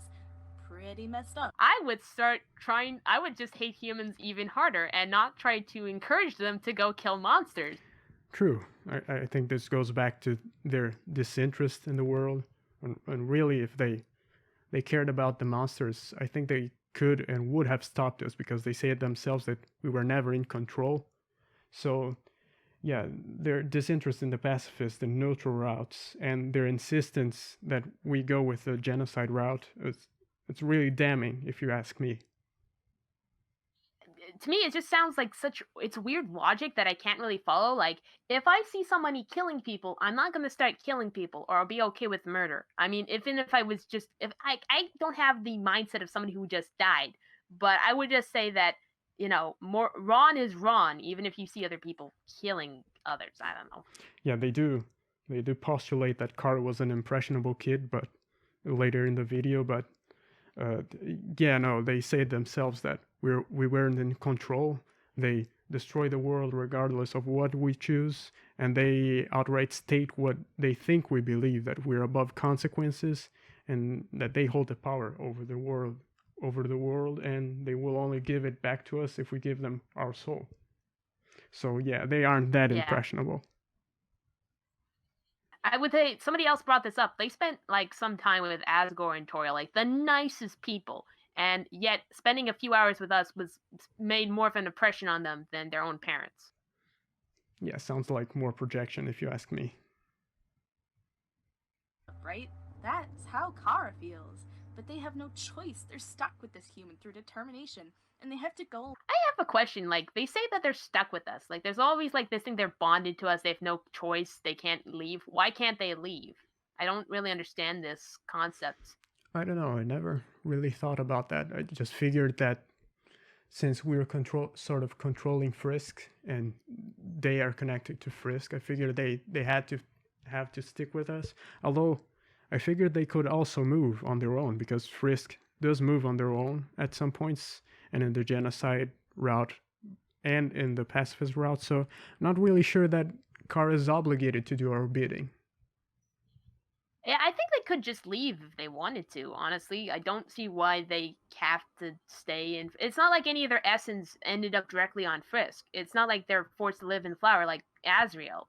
It's like they were like just underneath where they landed. Along with this sick mass murder of everyone they ever knew and loved. And believe me, they aren't enjoying it. The narration goes absolutely silent during the fights with Toriel and Asgore. They express despair when Undyne. I don't think the silence really. I think unfortunately you can, or something, you could like interpret ellipses to mean a lot of different things. I don't think silence necessarily means they're upset. Here's the thing. I think that she shows the screenshot a few moments later that the narrator also hesitates when Undyne is dying.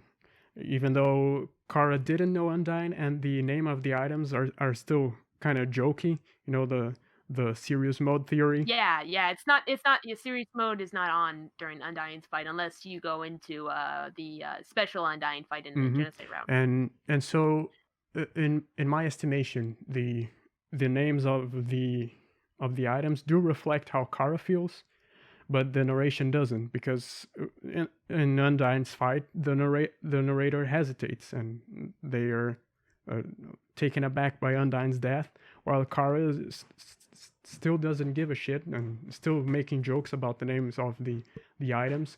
While in the fight with the Dreamers, the narrator actually doesn't hesitate at first, and only hesitates when the fight gets more serious with Toriel. Even the music stops playing.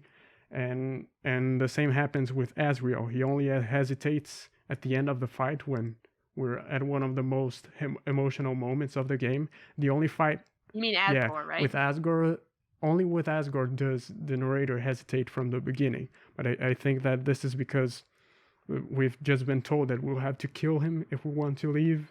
We've just been told by the monsters that Asgore is their last hope, and Asgore just destroyed our mercy button, giving us literally no choice other than to fight. So I'd be speechless too.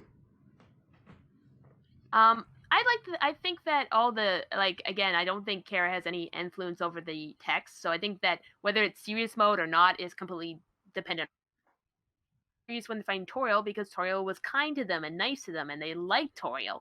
I mean, I like Toriel, even just playing the first few minutes of the game. I think the same with Asgore is that they don't really want to kill him.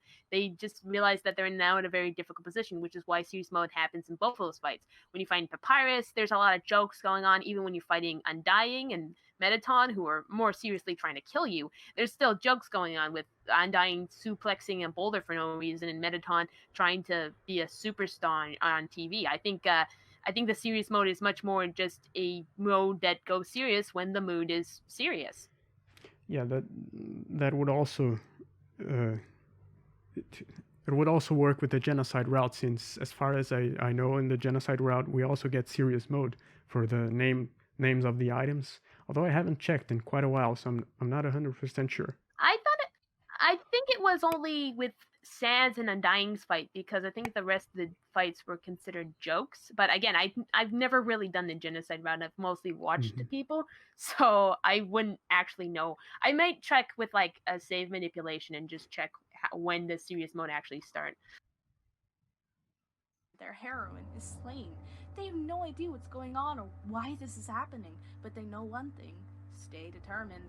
And this time, that message isn't coming from them. It's coming from us. We're the ones telling them to keep going, keep killing everything. We're not telling them to do anything. We're kind of controlling Frisk, aren't we? Yeah, there's also the fact that actually Chara is urging us to kill more monsters by counting how many we have to kill in a certain area, and outright saying, "Oh, you should kill Snowdrake, that comedian." And so the idea that they aren't up for the genocide route is quite simply false. They outright stop us during Waterfall, so that we don't proceed to the Undyne fight without killing everyone that's left. Yeah, and I think that man, I totally forgot my train of thought. I'm just gonna continue. If I remember, I'll remember. They see until there's nothing left. We push them on and on until it's all they know. I think the other thing I want to say is that, it's like we didn't know Chara even existed at this point. We didn't realize that they were around. And I mean, unless you look in the mirror in Toriel's house, maybe you realize. But like, again, like the idea that we're influencing them, making them a killer, that's never a concept brought up. Nobody says you're gonna manipulate him. You've manipulated me into becoming this at any point. I feel like they completely extrapolate the line with your guidance, and they take it to mean, oh, I was corrupted, when in reality Chara chose to help us. We could say that we influenced them to an extent, but they still choose to do the genocide route out of their bidding. They choose to incite us during it, and they choose to stop caring about what we're doing if we don't stick to the genocide route. At the end of the day, it was still Chara's choice, even if we had a hand in it. They still think for themselves. Yeah, and the thing about that is that with our guidance, we make them realize their new purpose, which is power. That doesn't necessarily mean that they never liked killing people before, or they were never a violent person. Just if their purpose, if they hated humanity, maybe they thought that it was best to kill people. But once they realize the better, now they realize the better goal of trying to just attain power, which yeah, I don't think it necessarily shows that they weren't a bad person to begin with. And as you said, I think they were, we might have influenced them, but that doesn't mean that they didn't choose to. I think they chose in some sense to be influenced, because you can choose who your heroes are. They could have chosen Sans or Undying or to follow anybody else who was against us, but no, they decided to follow us. We're the ones who hit fight, and we're the ones who kill every single monster in the underground. Chara has no part in that until we force them to. Over the course of the No Mercy run, you may have noticed a little change in who exactly is controlling Frisk's actions. Sometimes they'll move of their own accord and act roughly when climbing on Monster Kid. Then, during the fight with Sans, we continuously press fight to strike him down, without much success, until the last few seconds of the fight, we strike. Sans taunts, but then gets struck again, and this time for good. We never pressed a button to make this happen. It was an automatic event. The same happens with Asgore. He is struck without prompt and then finished off by Flowey. Chara later says that as Frisk's LV and EXP raised, Chara themselves became more and more powerful. This heavily implies that Chara is taking over control of the game. So that's weird, right? But then this happens. Flowey appears and begs for his life, desperately trying to remind Chara of their friendship, saying he'd do anything for them as long as he could live. He's fully expecting to die like the others, but it doesn't come as soon as one might think. There's a pause, a moment of waiting in the game, and you soon realize that you are the one who was supposed to press enter to kill Flowey. A momentary relapse of control being given back to you. So what does this mean? Chara hesitated. And if you try it out, this is actually your last chance to back out, reset, and not face any consequences for a no mercy run. You can still reset, and your files will be fine. This is Chara giving you one last chance to reconsider, to spare them from having to kill. Okay, so some of that I was okay with, like the idea that they took over to kill the final 3 monsters, but the idea that that they hesitated there, I think that's again Yeah, projection. if two things lead me to believe otherwise, because first, Chara seems to smile menacingly at Flowey while he runs away, when he realizes that Chara will kill him too. Yeah. And also, let's be honest, attacking, even if we put the blame on us for the first strike for pressing Z, Chara still attacks Flowey dozens of times. That doesn't exactly seems like hesitation to me. Yeah, and I think that's also reading in too much more to the Z prompt. Like, first of all, that means that Chara is aware that when we press Z, the dialogue continues, which might be true. I mean, some characters have broken the fourth wall to tell us as much. But also, it's like, does that mean that every character they know not to proceed in talking until we hit Z? I mean, I have a kind of questions in how that functions, because it just seems like a game mechanic and not really something it's not like it's not. I think it's kind of meta to say that's part of the whole decision that Chara made there. Also, I want to say damn, I keep losing my train of thought. It'll come back to me. It's live reactions. Their brother, but then you push them once more, forcing them to kill their best friend. They give in and accept the role you have assigned them, murderer. They kill Flowey in one last fit of despair and energy until they are consumed by hatred.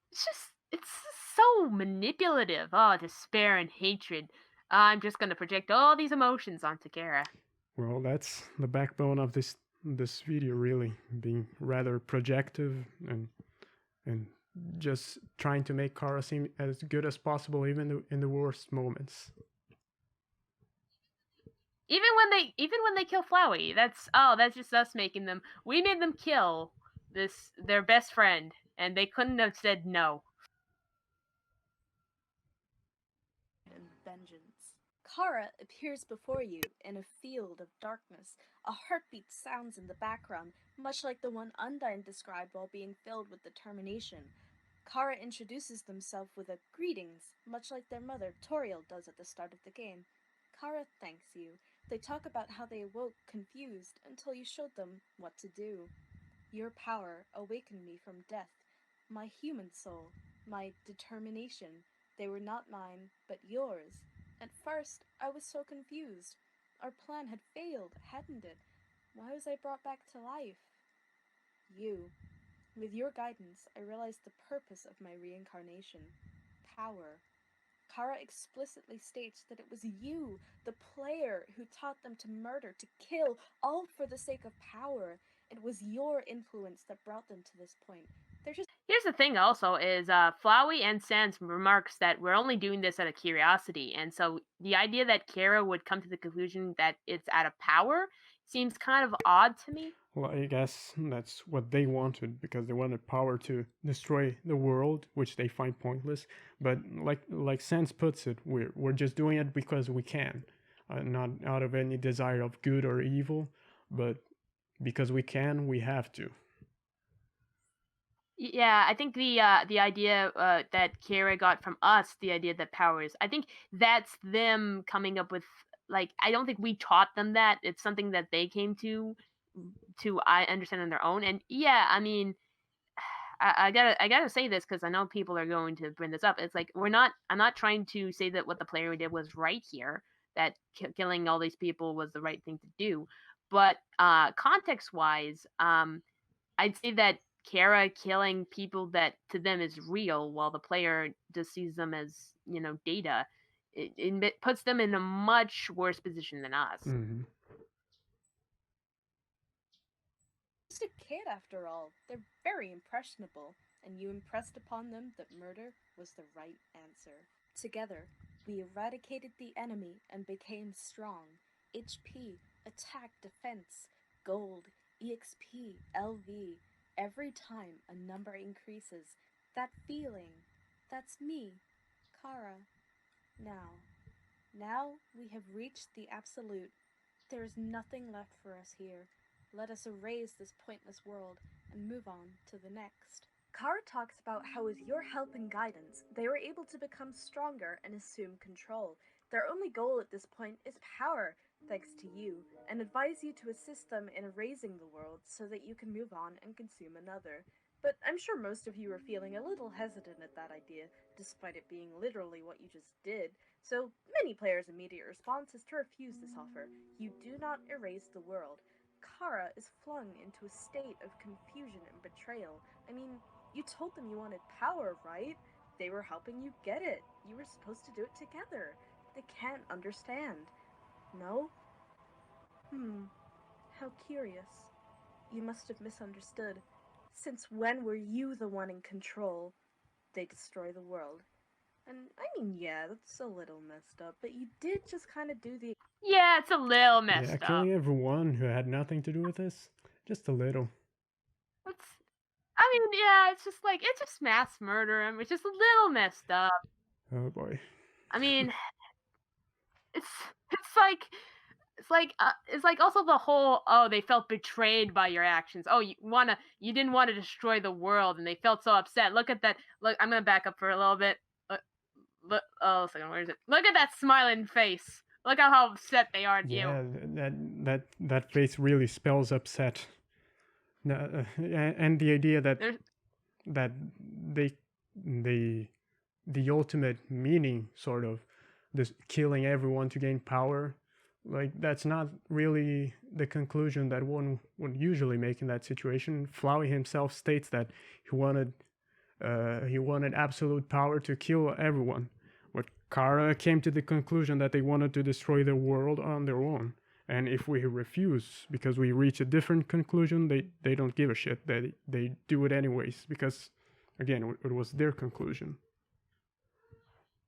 Yeah, and I kind of find it interesting. Like, their line isn't nothing about like getting upset at you or even explaining that you're not doing their plan. They're like, you weren't in control. This is my show. They're not like, again, they explicitly say the opposite of what this video is saying here, that we pushed them into this, when they're specifically saying, no, I was always in control. You must have misunderstood. Since when were you to go back? You want to go back to the world you destroyed. It was you who pushed everything to its edge. It was you who led the world to its destruction. But you cannot accept it. You think you are above consequences. And right there, those few simple sentences completely summarize the fanbase's unreasonable hatred for Chara. We do think we are above consequence. We think it's just a game, a toy for us. Well, it kind of is a game. Not trying to, again, justify the actions, but I mean, again, from our perspective, it is a game. I guess. You didn't play the genocide route, right? No, I've never done the genocide route, so it kind of, a part of this video is trying to make you feel guilty for doing it, and I've never done it, so it's just like, if I'm calling Chara a villain, what is your belief that why I'm doing that? Why am I calling them a villain when I've never committed these crimes? I'm not trying to pass the buck, Well, I did play the genocide route twice, because because and when Chara asks if I think I'm above consequences, I did answer yes, because like you said, from my perspective, it's a game. Like I can't just reset, right? Yeah, and that's from what I can say, like, I don't really judge anybody for doing the genocide route. I don't think the game is here to try to say that, never do the genocide route. Obviously, it'll try to discourage you from it, but that's kind of the message of the game, that you shouldn't just do something just because you're curious. That's fair, yeah. But also the other thing about this is that they're like, oh, Kara spells it out. It's our responsibility. But one of the things about this I gotta point out is that it's a person who just destroyed the world telling us that we're responsible for destroying the world, even though they were gonna do that regardless of what we said. So at that point, I just feel like that's Kara trying to manipulate us, not really that it's the game saying outright that we are 100% responsible and Kara is no blame in that part. I do agree with that point, because like, imagine if I don't know who Hitler's right hand was, but even if his right hand, whoever he was, didn't exist, Hitler would probably have done the same things. But that doesn't excuse what his right hand did. It doesn't excuse his help, because it was still something he desired out of his own volition, much like Chara desires to destroy the world and kill everyone out of their own volition. Even if we still destroyed the world and Chara wasn't there accompanying us, the fact that them not being there wouldn't have changed anything doesn't mean that they shouldn't be held responsible for their actions. You know what I mean? Yeah, and I think the fact that Kara is here, like, if it was just us in the void, if we had this choice and the world destroyed, even without, like, say there was no Kara, that there's just text and just telling us, oh, okay, you have never a choice to destroy the world or not, and it destroys anyways, I think you could still make the point. I don't understand why you would put in this character that we saw previously as being this innocent person or supposedly innocent person, and then suddenly shoving them in the ending like this doesn't really make sense, and it doesn't seem like it would fit unless you go by the standard that Kara was always a bad person, and this is a message about not necessarily not all monsters aren't bad, not all monsters are bad, not all good humans are good. Mm-hmm. To play with, a world for us to bend to our will. And sure it is. That's why there's no mercy run in the first place, right? But that doesn't necessarily mean that we should be allowed to get away with it without consequence. Most will compare Chara or Frisk to the player, but honestly, Flowey comes closest to truly representing how the player feels. He has power, and with that power he can do whatever he wants with this world. Befriend, kill, mend, destroy. All out of boredom and curiosity, it's sheer intrigue, the very drive that fuels players worldwide in any game. Until we get bored of it and seek out a darker side of the game. This is what makes us so determined to fulfill a no mercy run. But we just can't deal with that kind of blame. I gotta say, I think that their take on Flowey being more representative player is actually kind of true. I think to an extent, yes. Although, with Flowey saying that Chara must understand how liberating it feels to kill people, I feel like Chara is meant to represent, like, the worst of the player. Flowey might have some parallels with us too, but Chara is like, they're only interested in the genocide route. They want power. They want to kill everyone. So they are meant to represent the worst in us. Yeah, and I think that's true for all, like, 3 here. Like, Frisk is probably the best of us. Kara is the worst of us, and Flowey's kind of like the person who's just doing every route just to see what happens. Yeah, there's Frisk. What do you think about Frisk? I sort of see them as a blank slate. I don't really have much to say about them. Yeah, I see them as sort of a blank slate, but they still have some agency. They still do certain things, like they'll have an expression, like somebody will remark the fresh expression on their face. I think that the narration does reflect their feelings, so I think that they do have some of the personality, but it's kind of less than I would say because less than other characters because they are a vessel. But Flowery also tells us to let them live their lives on the surface, and I think that definitely shows that that Frizz can have a life outside of other people controlling them.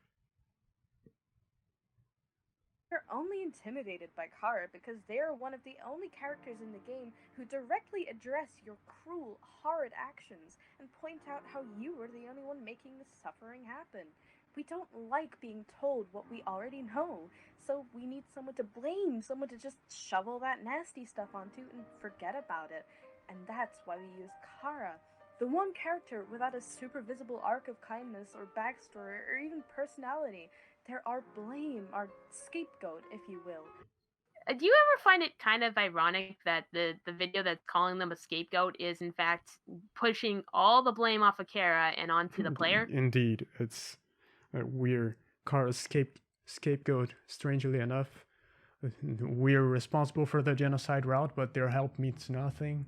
And everything they did during their life either was something else that must be interpreted differently, or it was justified. So, yeah, it's pretty clear that JB is trying to scapegoat use us as a scapegoat for Chara. What's that other? You know that word we keep using, projecting. I guess you can use this in a different term, projecting like what we think, like what they're doing onto other people. Like they're saying we're scapegoating them when they're doing it themselves. Hypocrisy, then. But there's really so much more to them than just that. We just have to look a little deeper and keep our hearts open to mercy. If we answer no when Chara asks if we think we are above consequences, they will simply reply, then what are you looking for? And it's true. What are we looking for? I kind of interpret that line as, well, why the heck are you spending 10 minutes in a blank space if you think that your consequences do matter? Like, this is your consequence. Like, then why are you here for? That's fair. I don't quite exactly remember the post-genocide dialogue, but I think that's fair.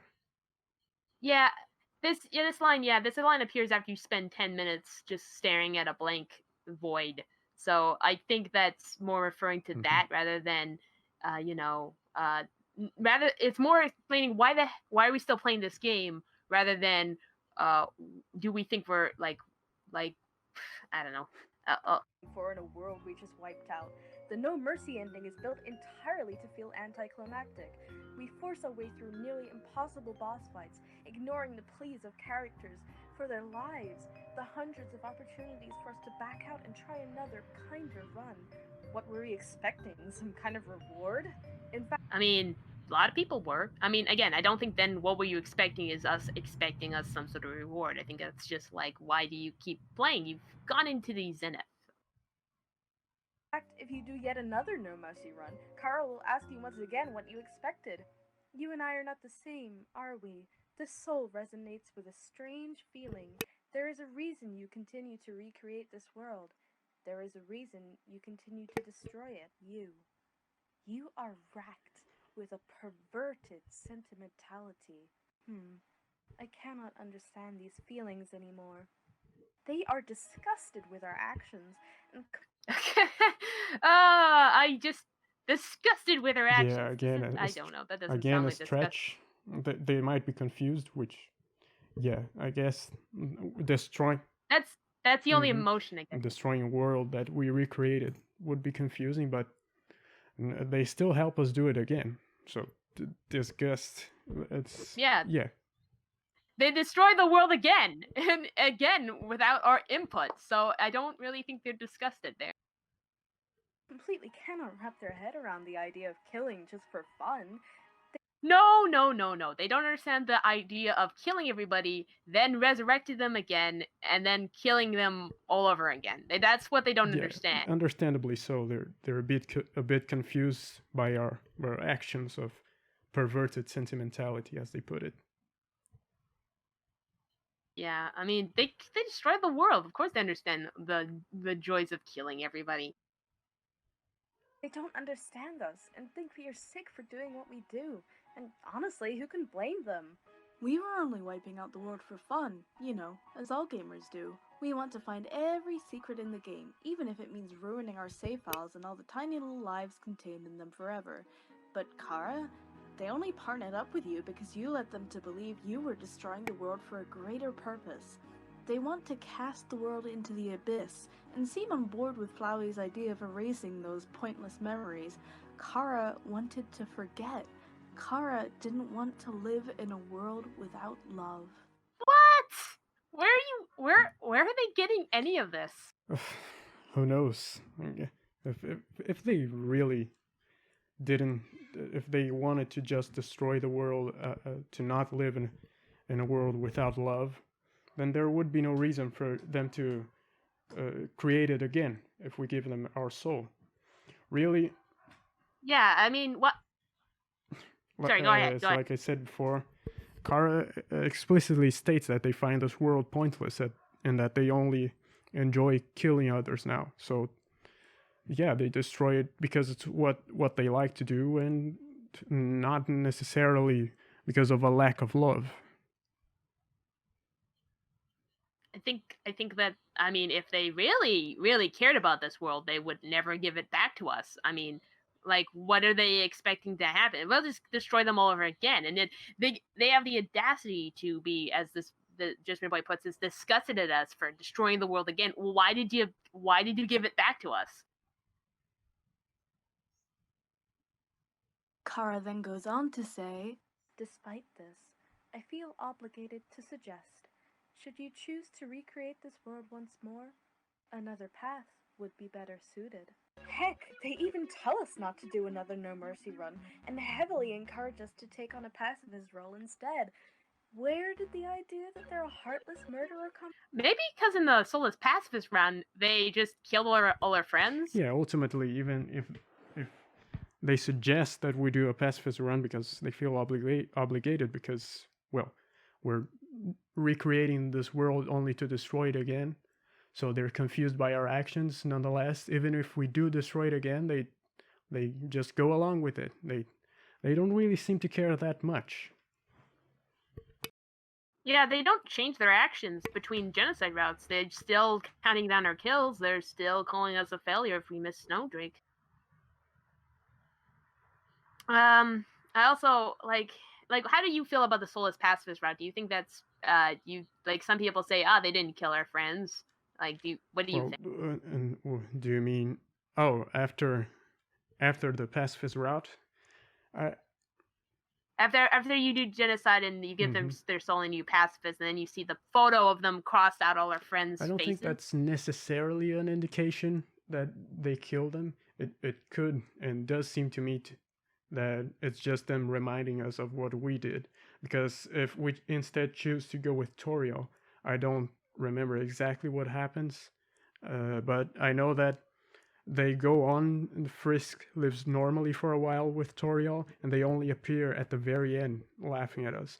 So if Chara was indeed intending on killing everyone on the surface, I think they would have done it in between those two moments. Before they wouldn't have just gone to live with Toriel normally. So Sorry. So yeah, I don't really think that they killed everyone on the surface, but go ahead. My take is that I think that that's definitely the implication we're supposed to take. I mean, the music still, in my way, plays during the photo scene. The ominous laughter, I think the glowing eyes, like Claire's eyes are not red in the other scene, but they are definitely red when in the scene with Toriel. I think it's more just a way to imply to the player that Chara is taken over Frisk's body, and they tend to do harm on the surface. Because again, their quest is still power, isn't it? So what are they exactly going to do in Frisk's body? Are they going to just live out in Frisk's body and just be a normal person, or do you think that they're going to do something bad? Yeah, I guess that's fair. Although, to an extent, they're disinterested in the world. So, it could be that they're just going to stand back and watch, sort of like how they stand back and watch us play the pacifist or neutral routes without doing anything. So I feel like it might be Yeah. a reminder of what we did, so we never get a truly happy ending again. My take also, I didn't mention this before, but when you say they're not interested in the passive route, I think it's because they don't have any power. I think that they get power from the numbers going up. As I said, the feeling of them increases every time a number raises. So I think that once we get all the numbers up, then they can control us, and they can't control us in any other route. And that if they had the ability, they would definitely be committing more murders. They just don't have that, and that's why it takes much. It's only much later down in the genocide route when they actually start killing people. That's fair. Yeah.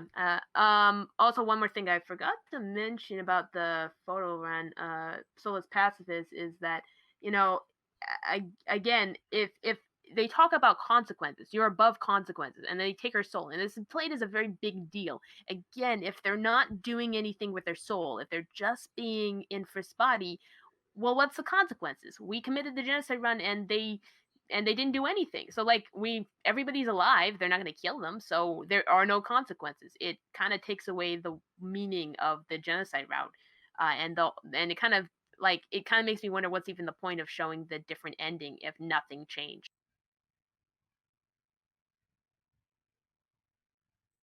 From again? So then, if you're smart, you'll play again, and this time do the pacifist route.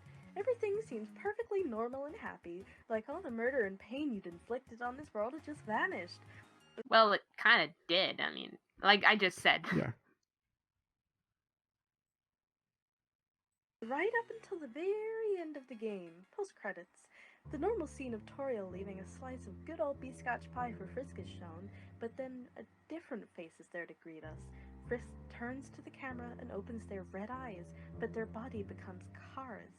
That's right, Kara's still in control. And if you choose not to stay with Toriel, the image of Frisk with their friends on the surface after the game will be changed to have the monsters' faces scratched out in red, and Frisk's figure replaced with Kara's. Oh, but that means they're a super mega evil murderer, and all they ever wanted was death. No, hang. I love their impression of the people who say otherwise to them. Yeah, did somebody say corn? That's a strawman joke. Strawman, you get it?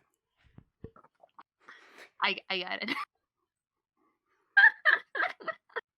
Hang on. Remember how we were the one who destroyed the world last time we played? Yeah, that's still. I remember Chara destroying the world, regardless of her choices. But yes, go on. Thing, and a thing we have to face the consequences for. Chara takes away our control from the game, but not just to be needlessly cruel, to punish us for our own cruelty. I mean, after killing everyone, possibly more than once, why would we deserve a happy ending with them? Why should we deserve to act like nothing ever happened? Chara is there to serve justice for their friends, the monsters, to show us that if we are cruel, the effect of that cruelty never truly goes away. You can still be kind, of course, but you are still responsible for your actions. There's even a possibility that Chara doesn't actually kill anyone after the post-No Mercy pacifist run, and that whole image of the monsters was just a pretty obvious message. Just stop killing everything already.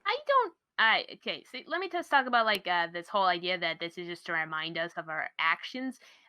You don't get this ending if you do a neutral route and kill like almost everybody except one. Like again, neutral routes kind of debunk a lot of this. Is that again, like if you kill Toriel in or Asgore, you can kill like most of these characters except for Sans in a neutral route, and yet no kind of ending showing no ending kind of in the pacifist ending showing your results in those rounds.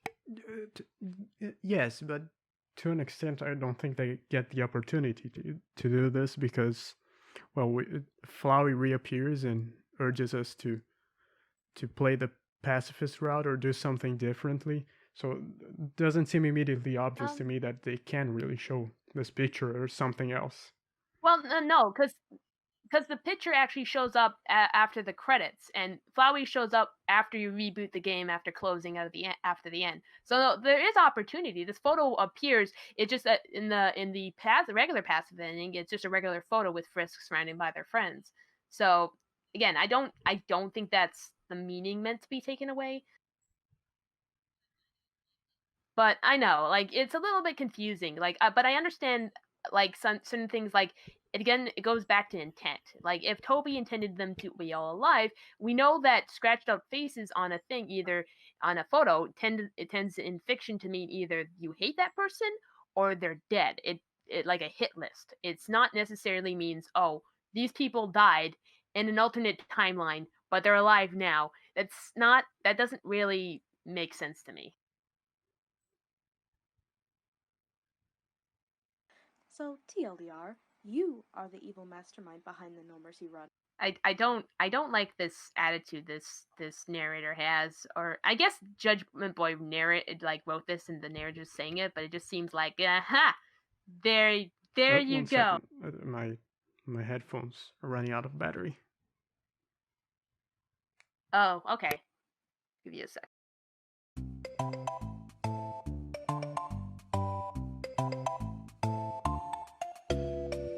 It's okay.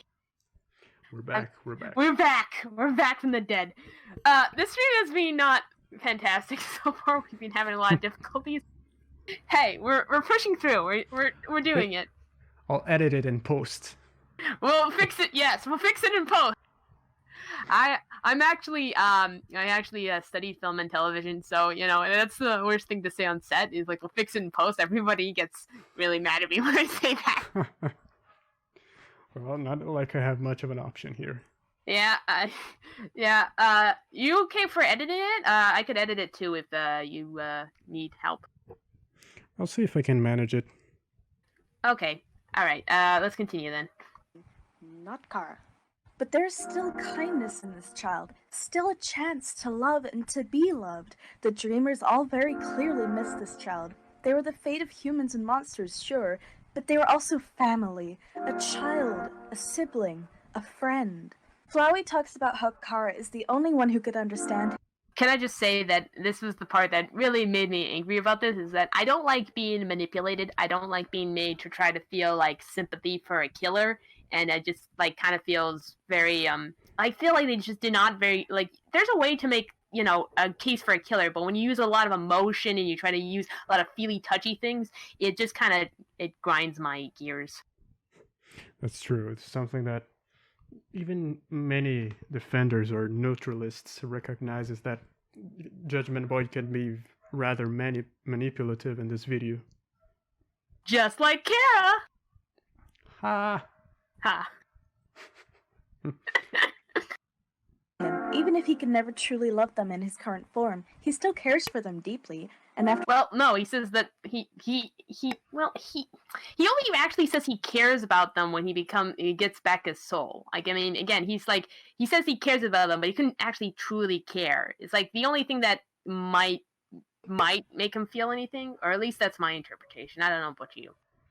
I guess he sort of consciously still cares, like, even if I'm having a bad day, I still try to not be mean to people. I might not care about their feelings now, but I still like consciously care. I know that I shouldn't be mean to people, I shouldn't be rude, even if I'm having a bad day. So I guess it's something like that for Flowey. Even if he doesn't feel anything, he sort of consciously holds on to his feelings. That's that's something I think you mentioned earlier, or if I remember correctly, it's even if Chara like Flowey came back from the dead, but he didn't immediately go killing people. He tried to be a nice person, even if he couldn't care about anybody, and that really says a lot about his character. And the fact that Chara, the first thing within I think this story takes place in the course of a day, and that course decides to become a murderer, says way more about them. Yeah. For the credits of a pacifist run, Flowey will approach and talk about how we were trying to stop him from misusing his power to destroy the world. But then after this message, after his request for us not to reset, he turns to us and says, "See you later, Chara." A moment of forgiveness between friends. Do you think he was talking to Chara in that moment? I personally have on the opinion no. But what do you think? I don't know if the monsters realize that there's a player entity. I guess one could say that Sans breaking the fourth wall and Flowey doing the same, even breaking the fifth wall and referring to people who watch YouTube gameplays of the genocide route could be evidence of that. But at the same time, a Chara, they manifest themselves in this world in one way or another, I guess through Frisk. So it might be that indeed Chara, Flowey is looking at Chara. They are the ones standing there, and we manifest ourselves into the game through Chara. So not entirely sure if he's talking to them or us in a different kind of name. My take is that because he's talking about letting Frisk live their life, because he's saying, don't reset this world. This is both things that we have control of as the player, control of Frisk and control over the resets. So I'd say that him talking to Chara doesn't really make a lot of sense, especially since in the last scene he just said that they were gone a long time ago, and I don't see how from between that scene and this scene here later, when did he realize that Chara was back? I think it's more likely, again, he's shown a lot of breaking the fourth wall, so I think it is likely he's somewhat aware of the player, if maybe not as a video game player, but as some sort of entity, as like we see in Deltarune where someone's talking to us like we're being able to create vessels. So that's my kind of take, and I've given some evidence to think that the player is going by Chara's name. I don't know why, but there just seems... with the naming section and the fact that the name is in the menu and the save, which Chara explicitly states that the determination was ours, so the save must be ours. I think all that kind of points to the fact that for whatever reason the player is going by the name Chara. I'm not sure why. I guess that's possible. Something else that I think is worth pointing out about the scene of Flowey talking to us or Chara is that even after a pacifist route, he feels the need to urge Chara to not reset. He expects Chara to reset and says that they must have heard him talk about this hundreds of times. He really doesn't think highly of Chara when we consider that he expects them to reset and play with other people's lives. So I think that really tells us a lot about their character. Yeah, and I think it's also true that if you think that Flowey's talking to Chara, and you think that you must think they have the control of the resets, meaning that they were the one that took away everybody's happy ending. They were in control of that moment. So in that does show another exhibit. I can't say words, but it does show that Chara is another negative trait of Chara. Mm-hmm. An acknowledgement that Chara wasn't all that bad, and finally, both of these children can be laid to rest. And even then, even if Chara did want to kill, is that really the worst thing anyone in the game has ever done? Yes, it is. Fallacy of relative privation. Exactly. You know what that is? It's I'm probably gonna screw it up, so just explain it. It's more commonly known as the not as bad as fallacy, where let's say, Trump has done X. Yeah, Trump has done X. Well, what about that Hitler guy? What about Putin? What about XYZ? Even if Putin or whoever is worse than Trump, that doesn't mean Trump is in any way, shape, or form good. I think that's... Sorry, go ahead. I keep interrupting you. I'm sorry. That's fine. So, yeah, they sort of try to make it seem like, but the player did XYZ, or the other characters did something bad, so is Chara justified? Well, no. The whole point of their character arcs is them improving as people, but we never see that from Chara. Quite the contrary. They urge us to be the worst that we can be, to attain absolute evil. Yeah, I mean, I think that's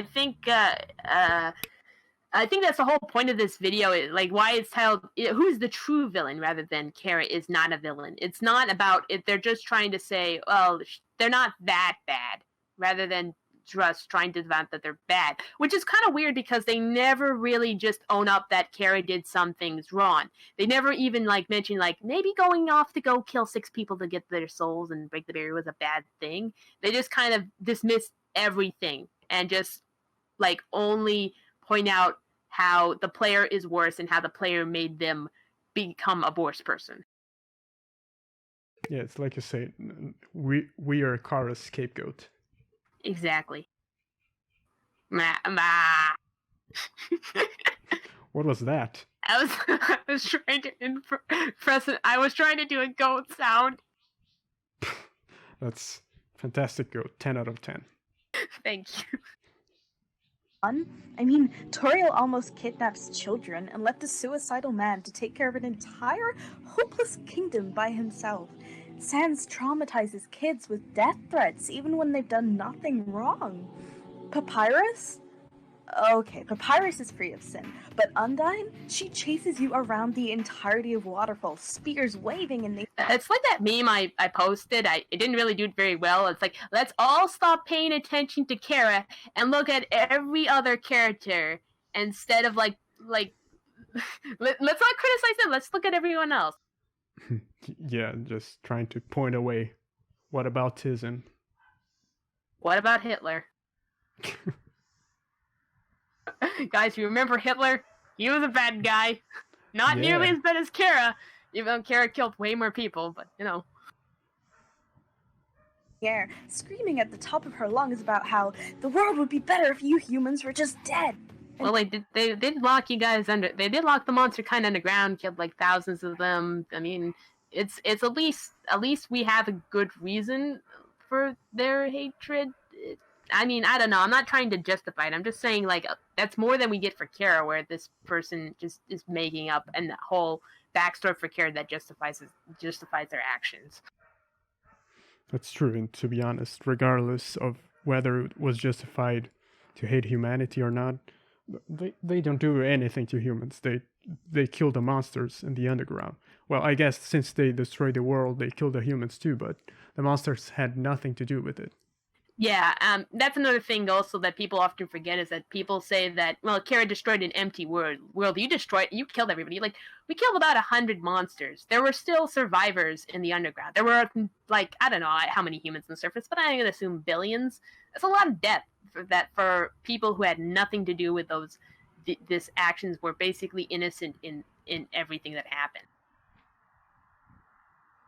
Alphys, she manipulated situations just to make herself look better, and even created the amalgamates. Metaton literally says he fully intends on killing you just to be popular on the surface. Asgore, oh Asgore, he killed 6 human children, and then planned on killing Frisk too. And last but not least, Flowey. I don't think I really need to go into much detail about why he's bad, but just in case you need a little refreshment, he literally killed every single monster in every single possible way in every single timeline for fun. But we take the message of... I gotta add, like, okay, what if I say that all those people were bad people? Like, what is the argument then? Like, I don't understand. You mean like they still wouldn't be justified to kill all of them? Like, say hypothetically, I don't defend any of their actions. I say they're all bad people. Like, what exactly would their position be then? I'd imagine that they try to argue that, oh, but they aren't bad people, so Chara must not be bad too. But it's like I said, if I believe that they are bad people, then the argument just falls apart because they're just trying to sort of divert the situation. Yeah, exactly. And I think it's also like going to the assumption that also like, again, hasty generalizations. Like, okay, you forgive Sans for trying to kill you when you went on a murder spree, or so you should forgive Chara. You forgive Asgore for wanting to give hope to his people, free them, so you forgive Chara for destroying a bunch of people that were basically innocent for the quest of power. They're not equivalents. They're not nearly equivalent.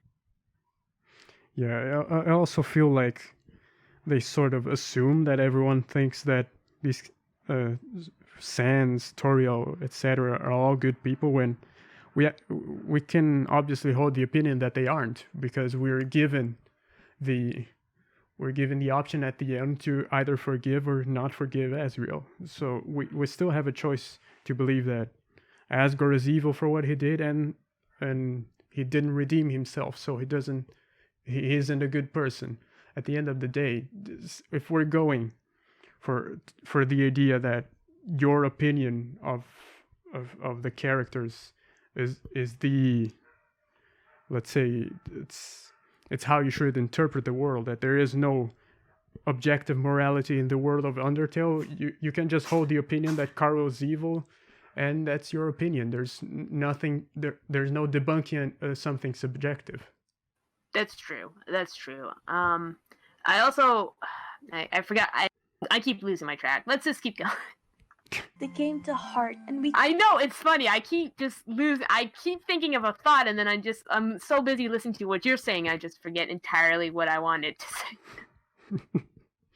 Keep an open mind and a patient soul, and we give every single one of these people a chance because we know that everyone can be a good person. I really dislike this message that everyone can be a good person. What about Asriel says at the end of the pacifist route, where he's like, don't kill and don't be killed. Not everybody on the surface is nice as down here. There are a lot of flowies out there. That's true. I think that's something that they brush over a lot in this theory, and in theories in general defending Kara, is that monsters and humans are very different. Their souls, their body, the way they think.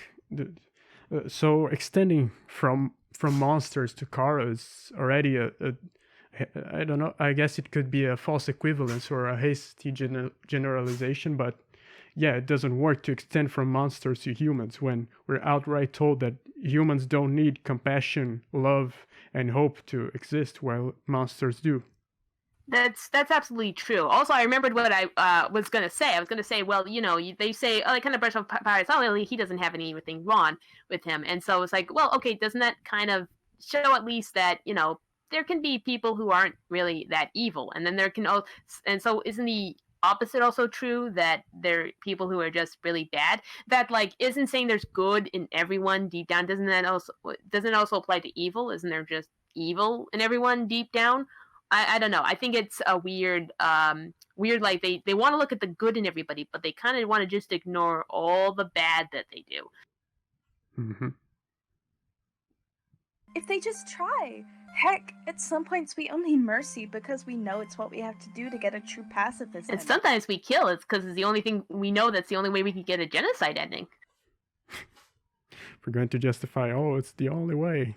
I mean, if you really want to look at it that way, it's like, aren't we just doing every run just to see what happens? I mean, is it... I don't know. It's like... I.e. Flowey, but we still truly forgive them later on when we come to... Or we choose not to. I chose to forgive him. So did I. But it's still... Sorry, go. I think that people often point to Asriel sort of like, if we forgive him, we should forgive Kara. But this is assuming that his and Kara's story are equivalent, because... Well, and I don't think they are, because Asriel sort of redeems himself. He could have destroyed the world or destroyed the barrier and fled, or he could have just reset and kept us trapped in the underground forever. But he chooses to sacrifice himself to save everyone and give everyone a happy ending. So I think he redeems himself at least a little in the end. Or we never get such a thing for Kara. And quite the contrary, they only participate in the genocide route. So we get sort of a reinforcement that they were an evil person rather than someone who wants to do better. Yeah, and I think as a story writer, you can't just, if you want to say, again, the hasty generalization doesn't work, because as a story writer, every character is an individual character. You can't just have one person redeem themselves and then say, okay, that redemption should apply to this other person who didn't earn it, because that is not good story writing. That is just letting, just say, that's like if a really bad person wrote a story where the main character was like a school shooter or something, and they said, this person's a good person, but they never do anything good in the story of the book. That's just what the author said. Well, that would be a bad story. You need to show that. Also, might I add that it's funny that they say, well, we have to forgive Asriel, when the game, they clearly show here that there is a choice between forgive or do not. So obviously it's not for sure that's what the game is telling us to do. That's true. He even says he understands if we don't forgive him.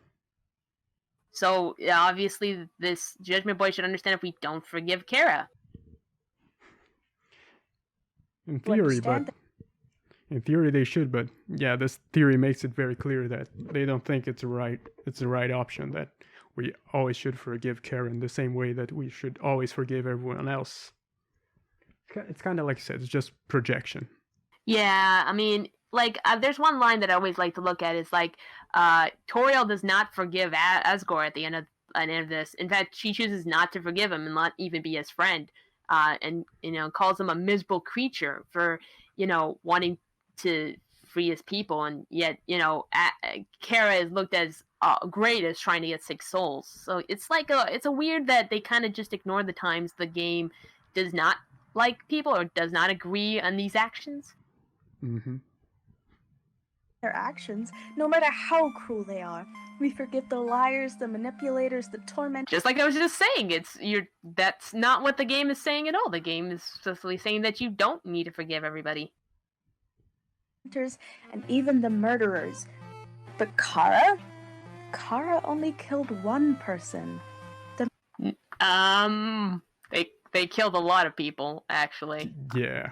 I mean, Let's start with the obvious. Sans, Asgore, Flowey.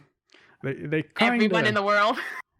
Yeah, they kind of helped Azrael. They had a part in Azrael's death. So, and besides destroying the world, of course. And they even admit that Chara had a hand in killing those last 3 people. So, you're just saying, okay, no, that wasn't really them. That was you making them do that. I mean... Yeah, they contradict themselves a lot in this theory if you think about it. Yeah, I think this could have done a little bit better if they went through the script a little one more time, instead of working a lot on. They seem to put a lot of effort on it. They have all these pictures drawing on it, but I don't think there was they even got a narrator to do this. But I think they could have worked better on the stronger arguments, especially in the category of citation, because sometimes they just say. It's like they're telling a story, but it's supposed to be kind of like their theory, their take on this thing, and they don't provide a lot of in-game quotes. Mm-hmm. To save their beloved family and their entire kingdom. They were the future of humans and monsters, the hope of an entire world. And when they first woke up after dying, they must have thought of themselves as a failure to everyone they wanted to. I know it's getting tiresome, but it's just like, how do you know that? It's more projection. It's like Projection's a favorite word. Chara never expresses regret over their plan. I guess to the extent that they wanted to kill humanity and failed to do it, but not in the sense that they wanted to free the monsters and feel that they were a failure for not being able to do it. And go ahead. The only emotion they show, they tell us, is that they were confused. They were confused. Why was I alive when I just remember being dead? They don't ever say anything about, not deciding that maybe killing people was the wrong idea.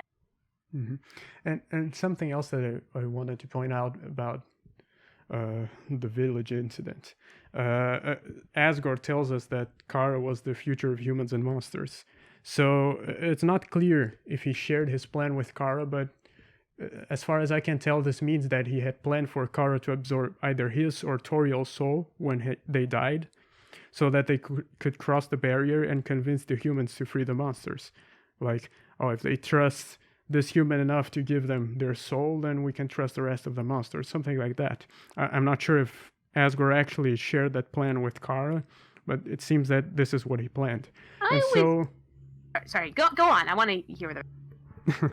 And so, if you think about it, the monsters, the underground was filled with hope, as the monsters tell us themselves, and they wanted peace with the humans, and Chara sort of ignored that because they just decided, we should take the souls of 6 other humans and kill all of them. They ignore the wishes of the monsters and their own family, so that shows quite a lot of selfishness.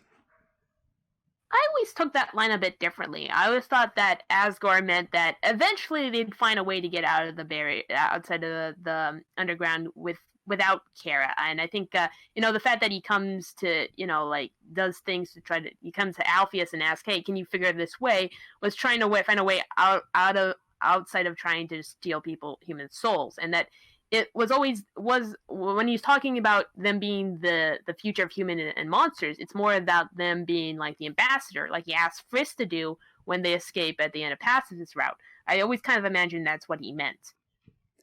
I guess that's a possibility too. At the end of the day, Chara disregarding his wishes and the desire of monsters to live in peace with the humans.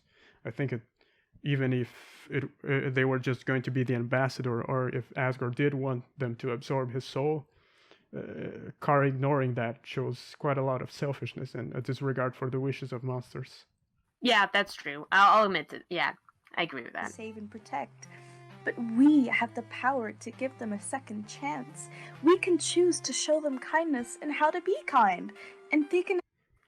Sorry, I keep stopping, but it's just so cringy. It's just... we can change them. It's like an abusive relationship. I hate to compare it to this, but it's almost like an abusive relationship where, you can fix them. You can make them better. Now that you say it like that, yeah, that does sound like an abusive relationship. And I guess in some ways they're basing this on the Nara Chara theory that, Chara become as good in the pacifist route as is shown by the narration, and they become bad in the genocide route. But for the reasons we shared before, we don't see Nara Chara as a canon or even a particularly strong theory.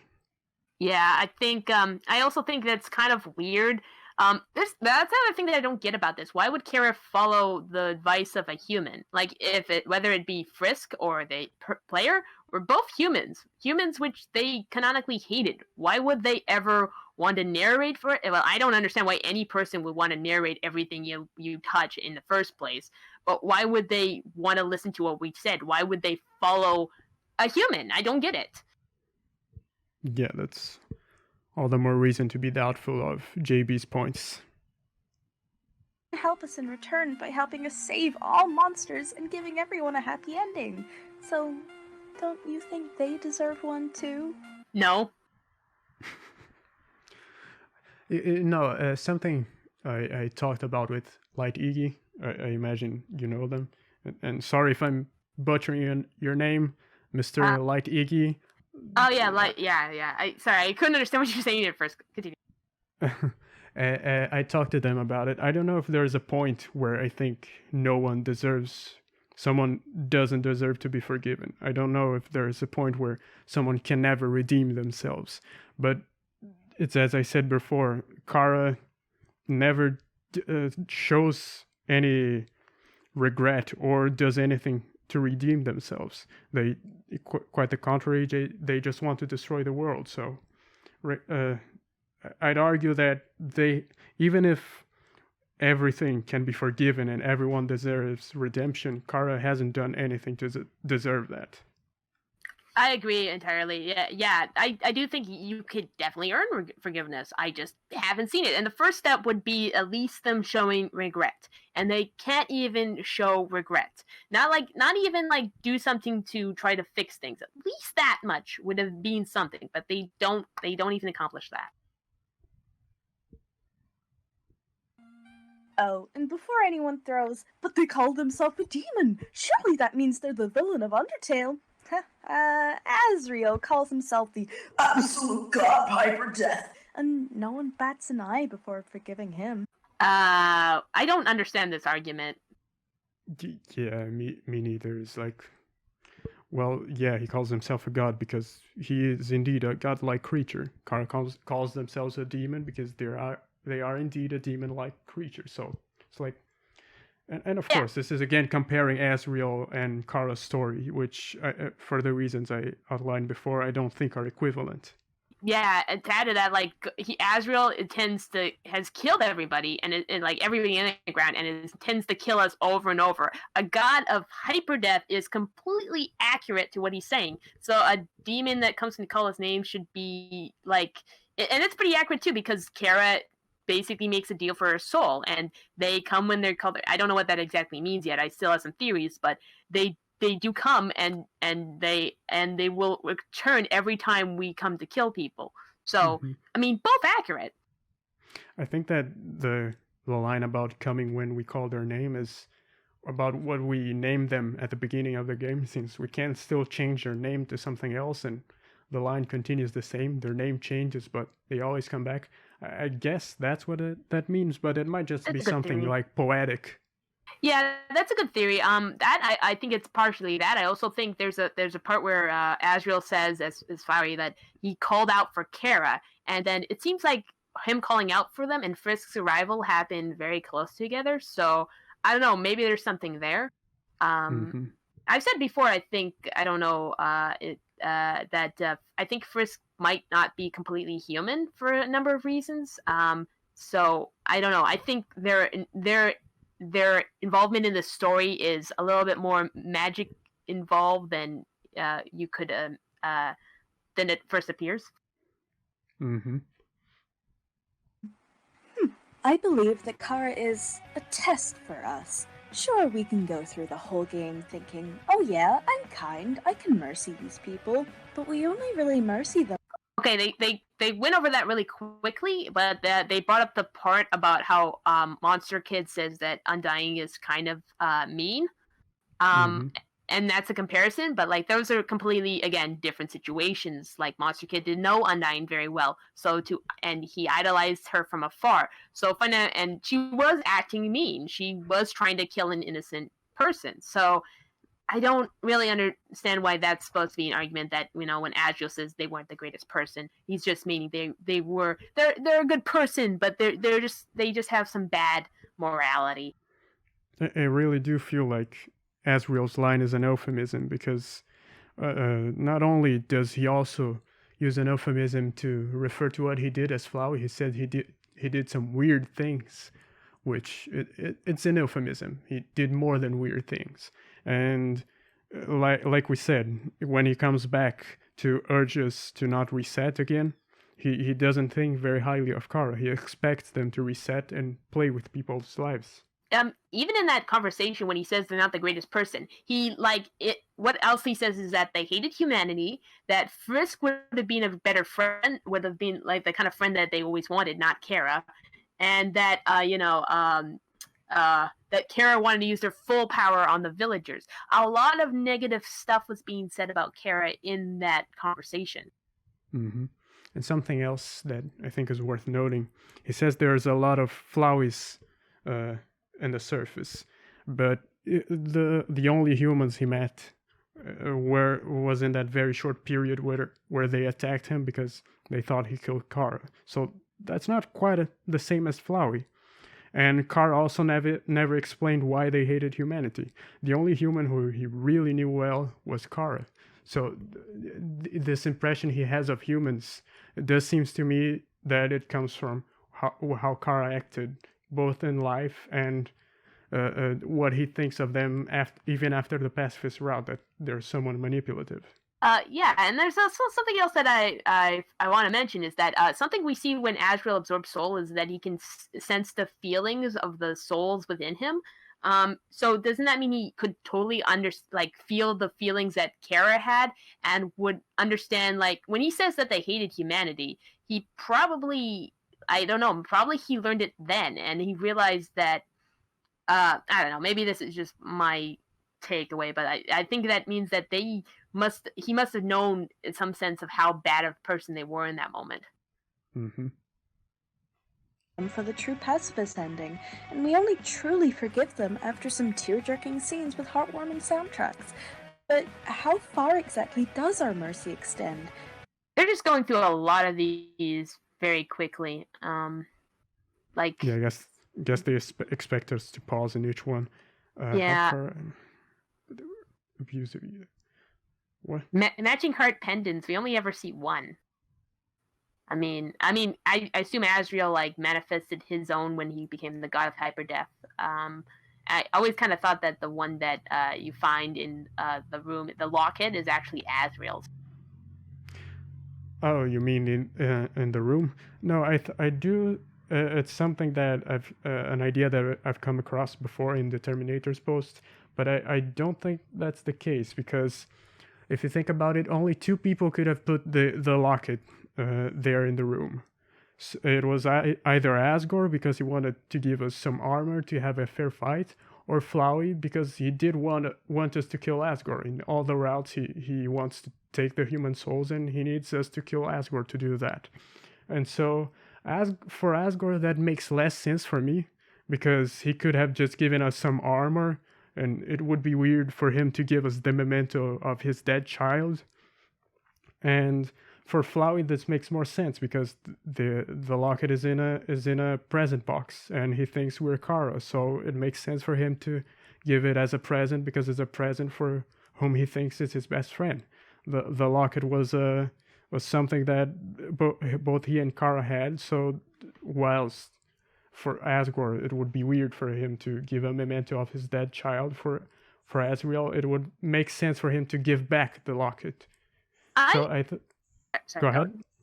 My thing is, one, at this point in the run, when you go to fight Asgore, Flowey, in the neutral route, Flowey doesn't think you're Chara. He still thinks that you're just some random kid. It's only after the pacifist route, and you can get the locket before the pacifist route. The other thing is, if I do think it's Flowey that gives them, but how did he get Chara's locket? Like, I would assume if Chara had a locket, wouldn't that be buried with their body? And from what we learned from Flowey, he doesn't really know where they're buried. So I don't know. Like, to me, it makes a little more sense that if it was Asriel's. Plus, when in the genocide route, they say the locket is right where they belong, kind of indicating that the player is their best friend. So it would make sense if it was Asriel's locket, it's now around the best friend of Chara, which is the player. Well, I feel like since if we check in the menu. Sorry, Menu. Yeah, I'm Brazilian. Okay, I'm struggling here. It's okay. So in the menu, if we check, it's actually Chara's name, and Frisk's name never appears in the menu, even after the pacifist route. And so the items we equip also affect Chara, and in the genocide route, the locket actually gives us 99 defense. So in my estimation, this means that Chara has an emotional connection to the locket, because the monsters tell us that depending on how we feel about someone or an item, its stats changes. And so, yeah, I think that the line, it's right where it belongs. Chara would say that because it belongs to them. So now they're equipping it. Okay. Yeah, it's right where it belongs. Yeah, that's actually a really good point. Yeah, that might you might be right about that. Friends, but they weren't abusive either. This is something else that I'm not really sure about. I've also talked about this with Light Iggy, and in his interpretation, Chara probably bullied Asriel, and he would count what they did during the village incident, in urging Asriel to abide to their plan as sort of abuse. But I wouldn't quite count that as abuse. Maybe Chara was being mean to Asriel, but I don't know if that would quite cross the line where I would consider it abuse. Would you consider what Chara did as abuse? I don't know enough about the situation. The thing is, abuse, you need to look at relationships a bit closer. A lot of people are very quick to say that if your friend is not absolutely on your, like, if you ever have a fight or or sometimes your friend does things that make them make them what's the word, like they're sometimes have addictions, or maybe they're just like lazy, and you find that as bad relationships, people say drop them, because people there's a lot more that goes into a relationship. People, as this video kind of puts, but I don't think it's the point of Undertale, people aren't perfect. Sometimes people are mean, sometimes they tease you, but you can't necessarily call that abuse. Again, they may have been, but I don't think there's enough significant evidence. Definitely they were manipulating him in a sense, of trying to manipulate him to go along with the plan. Definitely, I think that they were calling him a crybaby on occasion, and Asriel says something, "Stop tricking me," as though they had done that on previous occasions. So obviously, I don't think it was the best relationship. Abusive, I wouldn't go that far. Yeah, I think something like that as well. Okay, so I'm not gonna go back and freeze frame because I don't want to read through all this. I'm gonna just continue. Can we still learn to forgive someone from them? Yeah, actually, I'm gonna stop here. Points of Frisk and the player being humans. What? Frisk and the player being humans, and how that influences. I guess that has to do with what you said before, that they wouldn't follow humans or something like that. Yeah, I know. I don't know what they mean. It's kind of a weird point, but.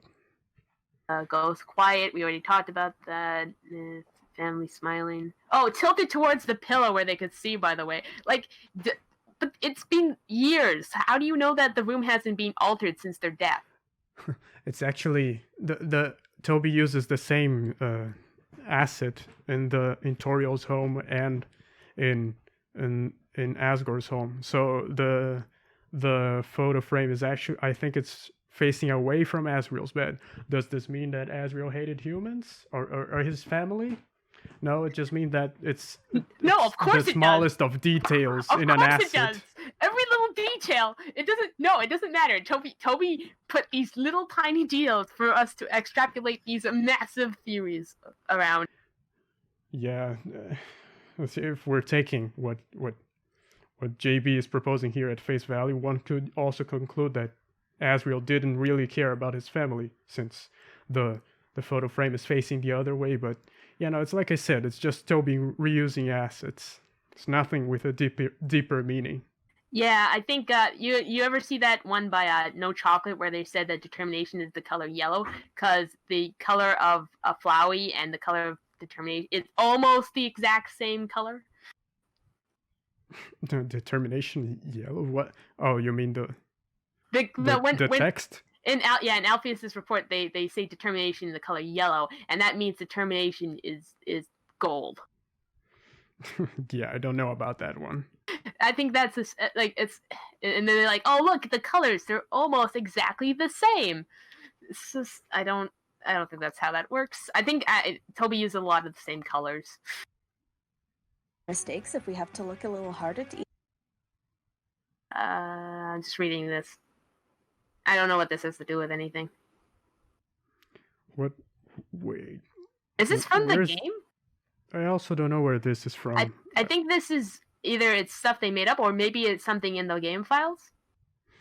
I guess it might be on the game. Wait, hang on. Go back just a few seconds to hear what they say about this line. Tear-jerking scenes with heartwarming soundtracks. But how... Alright, I'm pausing here now. Read what this is now. Sorry, I said I was going to, but scroll back anyways. Wait. Okay, but he also... Yeah, but he recognizes Chara a lot sooner in the genocide run when we're killing everybody. That's true. And if we think about it, he outright admits that he was projecting Chara onto us because we were being kind. And while it's in the genocide route, he outright concludes that we are Chara based on our actions. And this is the thing. It's not just any human or any soulless human. He goes... In fact, you're Chara, right? He doesn't expect this from any other human. He expects this kind of action from Chara. Yeah, exactly. He even says that you're not really human, are you? Like, what? Was Chara not really human? Yeah, there's some other things to unpack here about what it means to be human, since they outright say that we aren't human in the genocide route. Their admiration for Undying. Well, okay, I think that comes from the narration theory where they call Undying the hero that never gives up, which you've already addressed. And like, yeah, I agree that the checks are coming from the monsters themselves. Mm-hmm. And that admiration for Papyrus, and I don't know what that has to do with anything. Far exactly does our mercy extend? Having better things to do. I think that's just kind of like a reoccurring motif, like the character ran away or nobody came, or it's sunny outside. It's a beautiful day outside. Birds are singing, flowers are blooming. Yeah, I'm not even sure what that has to do with anything. Like, oh no, they share, they say the same phrase. Does this mean that they're similar? Chara, what? Chara and Toriel both say greetings. Asriel and Asgore both say howdy. Therefore, they are the same. It's a really weird point. I'm not even sure what they're trying to say here. Okay, anyways, I think we read this before. I just think we skipped the top part. Can we still learn to forgive someone from their mistakes if we have to look a little harder? Look a little harder is what the context is. So I guess maybe this is like this. I know there's some text in the game that you can't normally access, so maybe this is what that is. I guess that's possible. I have a file that someone shared in the subreddit with all the lines of the game, but yeah, I'm not gonna interrupt it right now just to access the file. Yeah, I haven't. There's an Excel file, and I just have that on my bookmarks that has all the lines. I'll climb this mountain sounds like something from the Echo Flowers. Yes, I really don't think I've ever seen these lines. It's really weird. I know there's like a field that you can go in. You can be in a bunch of different. Anyways, let's not ponder it. I don't think there's any. Even find them, or do we just? Oh yeah, it's hidden dialogue. That's what it is. Hidden dialogue. So it's real weird. You want to ride a train, right, honey? Hidden dialogue. That's very important to understand, Chara. Yeah, well, whatever. They're just. I guess it's a filler. They had nothing to put here. I think they just want to show that there's a lot of things hidden in the dialogue. I don't know why they never show the part where the one person says that with enough human souls you could destroy humanity. I mean, I think that's that is a pretty big indicator to what Chara is planning. Mercy for the sake of the game and not really care about the little details that actually make future videos. I know they did one more after this, which was like a response. Yeah, I guess they were planning to make. I don't know if they made any more videos. I guess they anticipated that people would respond and react to them, so maybe they had it in mind. Okay, that makes sense. Make a world of difference. Either way, no matter what choice you take, Chara is not the villain. The villain, but they are a villain. They are evil, but yeah, it's like we said at the beginning. We don't really know what they mean by villain. Like the only evil person, the main evil person. It's like, well, we're not arguing that they're the villain, but that they're evil. Well, I mean, also it's like no one has to be the villain. You just went on about how the player is the worst person ever. So, I mean, I guess in a sense we do have a choice, but like, I think Flowey's a villain. I think he is a villain, whether he redeems himself. Like, he still did villainous things. Like, I don't know, this concept of, like, nobody has to be the villain. I don't know. Like, I guess nobody has to be the hero either. Undertale doesn't need a villain. That about wraps it up for this theory, which isn't much of a theory, more just some facts and secrets about Chara and the game in general. Facts and secrets. Facts. Spitting out facts. Yeah. Spitting out facts and logic, Ben Shapiro. Exactly. They got us. We have to change the subreddit now. Go. Yeah, liberals destroyed. The COS is over. Everybody pack up, go home. Christ. Okay, so let's see what the last few seconds are. Nonetheless, I hope you all enjoyed, and if there's one thing to take from this video, it's stay determined, but still kind. Keep an open mind and remember that anyone can change and be a good person if they just try. But sometimes it helps to have a little helping hand in that matter. Thanks so much for watching. You should go check out JudgementBoy's new comic. That's Yeah, that's it. Credits. So what did you think about that video? Good? Well, and quality-wise, I guess it was entertaining, and the drawings were alright, but when content-wise, it's like, there's a lot of stretching, a lot of projection, some nitpicking, a lot of stuff. I thought their follow-up was a bit better, but I think there's a couple things in there that I really didn't like. I don't think we have time to do the follow-up, though. Yeah, how long have you been at it? About 4 hours. Oof. So yeah, maybe if we do another, we can cover that video. Yeah, but man, what a ride! A 30-minute long video turned into a 4-hour live stream, but not a live stream. Technical issues. I know we're gonna get so much flack because we advertise it live, and now There is no live, and I wasn't able because I can't run anything else. I can't run Chrome. I haven't been able to tell anybody that we're not doing it live anymore.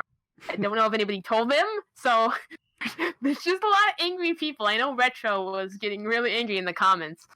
Well, I'm going to shift the blame on you. Oh, thanks. I'm gonna use you as my scapegoat.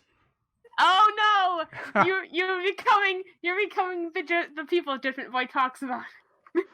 Oh boy. Well, either way, maybe next time you can figure out how to set up the stream and whatnot. I'm gonna maybe make a little stream of my own, which isn't gonna cover Chara, but just as a test for like all this stuff to make sure it works, and then hopefully we can try this again when everything works. Sorry that a Destroyer left, but yeah. What can you do? We were here till the end, and we shared did our it. thoughts. We did it. We did Virtual it. high five. Wait, hang on. Let me get the sound. All right. I can't. Ow. What did you smack? That hurt. Okay, so I guess we'll be signing off now. Thank you for joining me, Fanfic. It was a pleasure. I hope this has been a very fun experience for you. Same here. Let's do it again next time. Okay, see you folks. Bye. Bye.